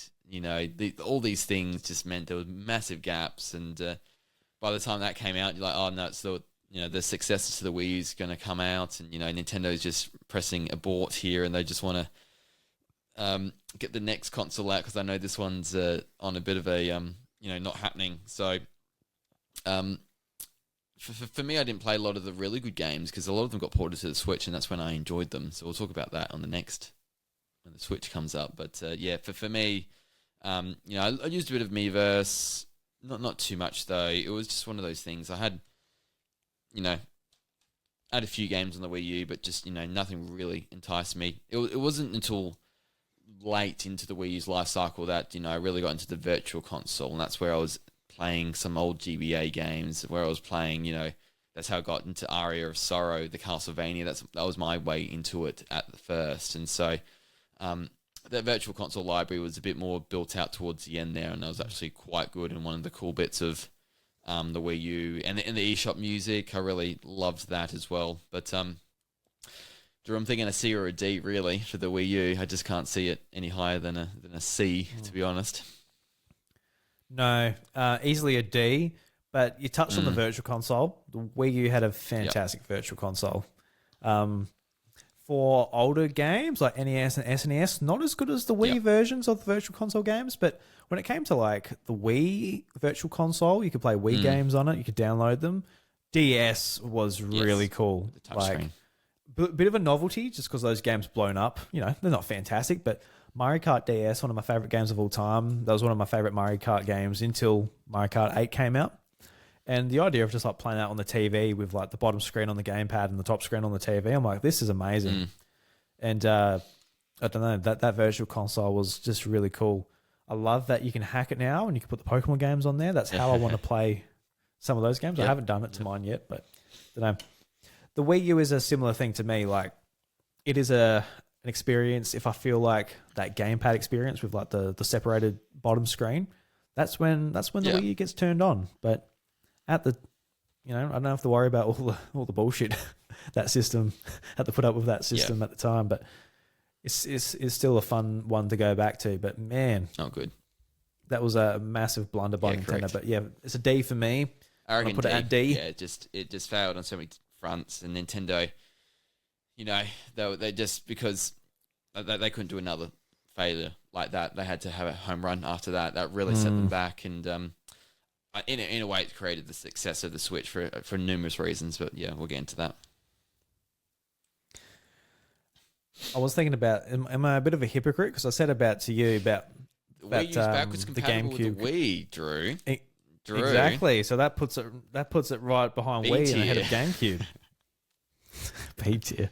Ahead of Nintendo 64 and GameCube. No, keep it at D. No, At D. that didn't even save it. I never actually used the Wii backwards compatibility that much. It was annoying to like swap back. You had to like basically revert back to Wii software. And so I never did it. I never bothered. I just used.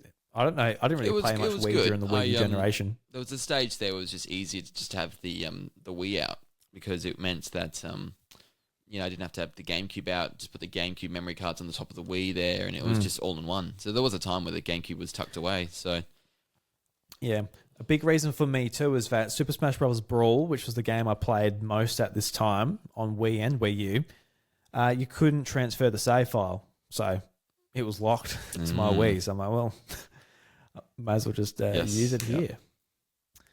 Yes. Let's move to the last console, Josh. The current one, the one we've been playing for the last 7 years. Nintendo Switch. The first hybrid console. If we're doing a handheld ranking, this could be there too. But we're not doing that. This is a console. This is the Nintendo Switch in the dock on the TV with the Pro Controller. Or if you're a bloody spastic, just with the Joy-Cons out either side, flopped between your hips. Silly. And you're just bloody sitting there, bloody face diving Doritos and I don't know, whatever you're doing. So yes, Nintendo Switch.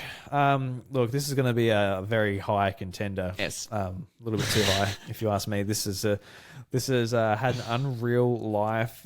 It's brought one of the best things Nintendo offers is like their handheld devices, and they've brought that into what they do with their consoles. But as far as it just being docked, like the library to start off with is one of the best libraries on any platform ever, especially from a first party. And then as long as you're not into, I guess, like the big high budget third party games, which is a lot, and there's a lot of gamers, but the Switch definitely has a very good place to fit in just with Nintendo titles and indie titles and maybe some third party games that don't need that much power to run. But it's been a tremendous few years. Like, starting off with Breath of the Wild was certainly a massive boom for Switch. And I guess that could bring Wii U up as well. That might bring Wii U up to A from B, since it has Breath of the Wild on it. if the Switch could play Wii U games, it would have been immediately S tier. Oh yeah, would have been. It would have been S. Yeah, no, just needed those few things. That's all it needed. But yeah, we talk about Switch every week, Josh. So what are you thinking about Switch? It's S, but this thing comes out, and there's so many people were so doubtful at this thing at first, and I think I was a bit to a degree as well, going from the how much the Wii U failed. I loved the idea that you could dock it, and it became a console, but then you could undock it, and it becomes a handheld. When I was hearing they're going to merge their gaming divisions, not splitting the Wii U and the 3DS ones. Just keeping them separate, but actually combining them into the one. I thought this is going to be awesome. It means they're probably going to make more frequent games and release things, on time. And I think it's, the Switch has become an amazing hit just because, not just because of the portability and, the fact you switch and, play wherever you want, but because of the game library. And it's just been 8 years now of constant non-stop releases from Nintendo. There's been no big gaps, no, what Sony and Microsoft have done, Xbox have done to sort of, it's coming, but you're going to have to wait a while. This is a system where you don't have to wait a month or two and there's already something new and great to play from Nintendo, so that their output's been absolutely phenomenal. The Wii U ports early in the day helped, bridge the gap. It meant, so many people didn't play those great games on the Wii U. To get a second chance on the Switch, like Tropical Freeze, I never played, like Captain Toad. I played all these games for the first time on the Switch and really, really enjoyed them. Super Mario 3D World, I properly enjoyed on the Switch due to just making it quicker. And then Bowser's Fury as well. It's just so many great things the Switch has done, and just great games at the end of the day, and helped by the fact that third party has really jumped on with a vengeance. You're not playing the most modern game, but you're playing games from the previous generation portably a lot of times for the first time, and getting the chance to relive those games in a different way, even sometimes with new different content, but just accessible to a whole bunch of Nintendo people that for the first time, like a lot of these series, and just you're getting entries in games that Nintendo's never ever had before. So I love the Pro Controller. NSO, I think now is really good. Was probably not quite as good at the start, but they've added a lot of games to it now. The subscription service, means you try out lots of different things compared to Virtual Console, because you would have just bought stuff you want instead of trying out Wave Race or weird little niche things that you would never touch before, but you get the chance to now. So just all of it combined has just meant it's been just a pretty phenomenal 8 years, and 143 million people must agree with me, surely, because a lot of people are playing it still. Absolutely. I think I love seeing people who are getting into gaming for the first time through the Switch.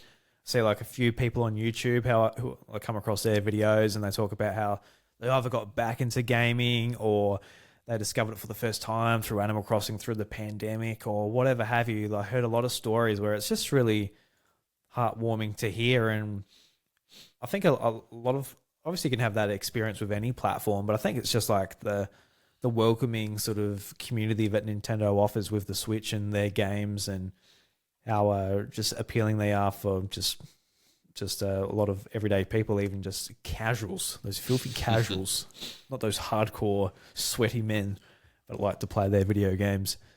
So yeah, no, it's definitely an S for me too, dude. It's been great. I think at the moment we're just looking for upgrades, really. Like we don't really, we're kind of happy with like the games we're getting, the cadence of games. We're happy with a portable. We're happy with playing on the TV. We're just like, I'd like to play at a higher resolution, better graphics, and open the doors for third parties to come in a little bit more with more contemporary games that are available everywhere, because I want to play them here because I am a Nintendo fan, and I'd prefer to play them on Switch or Switch 2 or whatever you want to call it, if possible. And improve your online. That's a far-fetched recommendation or request from Nintendo at this point, but that's kind of what we're after when it comes from Nintendo with a next console. We've kind of, when we're coming from the Wii, we're like, oh, get rid of motion controls. The Wii U, we're like, just get rid of everything. The GameCube, we're like, come on, can I just have like a few more buttons and stuff? Like we've always had like these things, like just change it. But the Switch kind of feel content. I know some people will have issues with the Joy-Con drift. That's a big thing to bring up for people. The motion controls aren't the same because it's gyro and it's not as precise as what the Wii was. So, but I must be honest with the drift though. This just comes from being selfish, I guess. But I've never experienced drift in my life on a Joy-Con, and it's pretty good. I've had a few of them. I've had some go through the washing machine. What? I had one in my pocket, went to the washing machine, and it worked fine coming out. Like I've just never had drift. Never. Man, like, it sucks when you get it. You'll know when you get it. It's it would be so frustrating. I understand why people are annoyed, but it's been 7 years, and people are like, oh, there's so much drift. I'm like, I've never had it in my life. Like, What the hell are you guys on about? It just does not exist. No. yeah, no, it exists. I don't deny that. But how many pairs of Joy-Cons have you had drift? One. Just one. One pair. Yeah. Yep. Yeah, I would be so annoyed. I couldn't. Yeah, I thought I had drift. Like, oh no, I've got drift because like my character's just like walking off, and it turns out I had my Pro controller in the backpack, which connected to my Switch, and I had the stick being held. So I'm like, oh no, but it's just a Pro controller, just trolling me in the backpack. Yep. Yeah. But no, this is an S tier. This is at the tippy top of the list. I just look at the series as well. Like we've had an amazing Mario, both 2D and 3D. We're getting Zelda reimagined in 3D openness, being bigger and better than ever. We get Metroid after 19 years of wilderness, if a great new 2D entry, and then we're getting Beyond next year on the Switch, a great remaster of Prime, and then just, looking at, obviously, Mario Kart 8 Deluxe and Smash Bros. Ultimates, some decent Mario parties, but just the niche things have actually gone and touched, because this series, this generation's just had so many different Nintendo IP get an actual entry in it. Like, just thinking this year with another code, we had Advance Wars finally come back last year. We've had a couple of WarioWares. It's all these really weird niche things. Famicom Detective Club, just all the stuff actually getting a decent go at. And, it's probably easier to count the ones that haven't appeared, maybe just Star Fox and Kid Icarus and, Rhythm Heaven. And that might be well about it, because pretty well most recent ones that have had a look in other generations are here in some shape or form. So we're just going to look back at this generation pretty fondly, I would have thought. Just, the vast library of games and the constant output of them has been pretty phenomenal. Absolutely, yeah. I couldn't agree with you more. So let's read out what we've got so far and work out whether we need to make any adjustments. So at number 1, we got Nintendo Switch. Number 2, we got the Super Nintendo. Number 3, we got the NES. Number 4, we got Nintendo Wii. Number 5, we got Nintendo GameCube.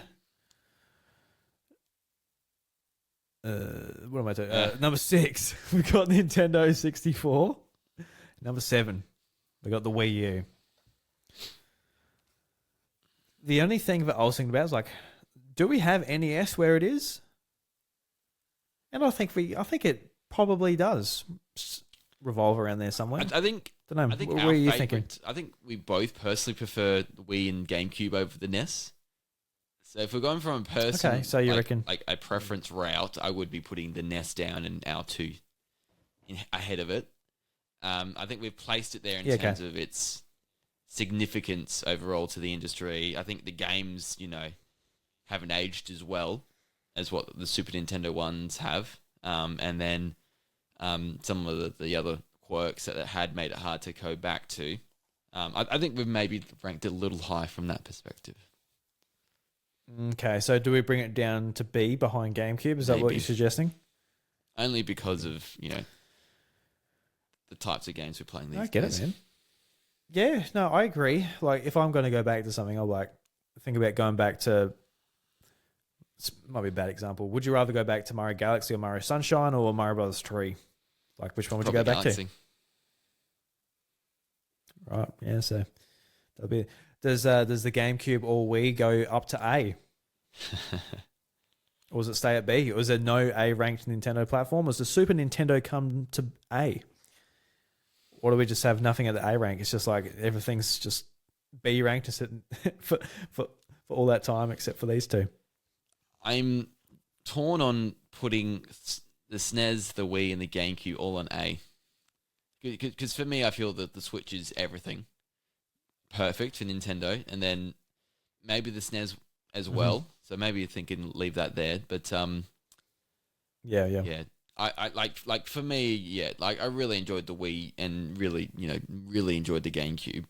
And so for me, I feel they're maybe a little lower than they should be. Yeah, okay. So put them up to A. Is that what you're thinking?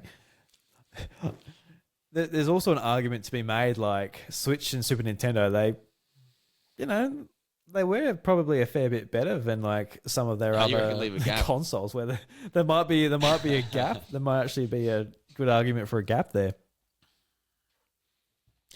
I think the Wii did But such an amazing job to bring a new generation in, and that needs to be recognised. I know the NES, you could argue the same thing, sort of reviving the video game crash. yeah, definitely. Um, I feel like the Wii and the GameCube need to stick together though. Like one can't I go up think to so A. as well. I think They need to stay we together. kind of tied them together. We're going to put it up there. What does that look like to you? Does that look I think good? that's better. Looks better. All right. All right. There you go, ladies and gentlemen. We have our order. We made some slight changes, but we got the Switch, Super Nintendo, Wii, GameCube, NES, Nintendo 64, and the Wii U. So yeah, that is our ranking for every Nintendo console ever released in the history of forever. Until next year It's happening when we next get a year. new one. Finally. Launch day, we'll do an update. We'll have to be back New here in Nintendo another console. 8 Oh, years or another 4 if it flops. See how we go. Yeah, no, we should do it launch day and be like, oh, look, it sucks. It's got like 8 games on it. It's Still above the got Wii U, nothing though. on it. Yeah, but like God. Launch day, I hope I would put it above the Wii U. We might put it at S just because we're so excited on launch day. Like, oh, look, it's the yeah. best one ever. Oh my God, how Yes, could this how go can that wrong? Yep. Yep. Then like the next week, Nintendo's like, we're actually not going to make any games. We're actually just going to work on NFTs and we're going to hope third parties support it. We're bringing back wonderful. cartridges. Yeah, bring them back. Yeah, Slot okay. them in the top. All right, everybody. Appreciate you guys listening this far in. Josh, I appreciate you being here for this longer episode and the late night. But it was a lot of fun doing this. I really enjoyed doing the rankings and talking about Nintendo's financials and talking about the games we've been playing. It's been a good night. It's been a good episode. I've been really enjoying it. Fantastic. What a good time we had. I want to know, anyone else listening, let us know your list as well. I would love to hear and see if there's people who really love the 64 or didn't rate the GameCube or, think the Switch is overrated. Anything like that. We'd love to sort of see where it lands. I can see a lot of arguments for like Nintendo 64, NES being higher than they are. I can see some people maybe scoffing at the Wii and the GameCube where they are over these other ones. There is potential for that. I think if we were a little bit older and we had that like real connection to NES and we were involved a lot more in like the third party lineup and all of that, there's definitely an argument to be made. We're definitely we're not the definitive list, but we are the right list. The right one, the correct one. The right one for us. That's right. We made what we like. But everybody, thank you very much for listening to the House of Mario episode 284. If you liked the show, please leave us a 5-star review on Apple Podcasts and Spotify. And this is a review that I got last year. Haven't had one in a long time. So please go to your podcast player, leave us a review. Much like Poopy Bum 12748 did. And they said, best Nintendo podcast, 5 stars. If you're a Nintendo fan, it would be a big mistake to miss this one. And Poopy Bum, you're fucking right. You're spot on, champion. Thank you very much for that. That's not your fake name profile, correct? No, I did not. Mr. Poopy Bum. No. I'm not Mr. Poopy Bum. But Mr. Poopy Bum from Australia, thank you very much. Appreciate it. But that brings us to the end of the show, Josh. Appreciate you, your time, everything. And I'll see you next week. But until then, everyone else, get out of here. It's bloody late. The doors to the House of Mario, they're closed. Catch you later.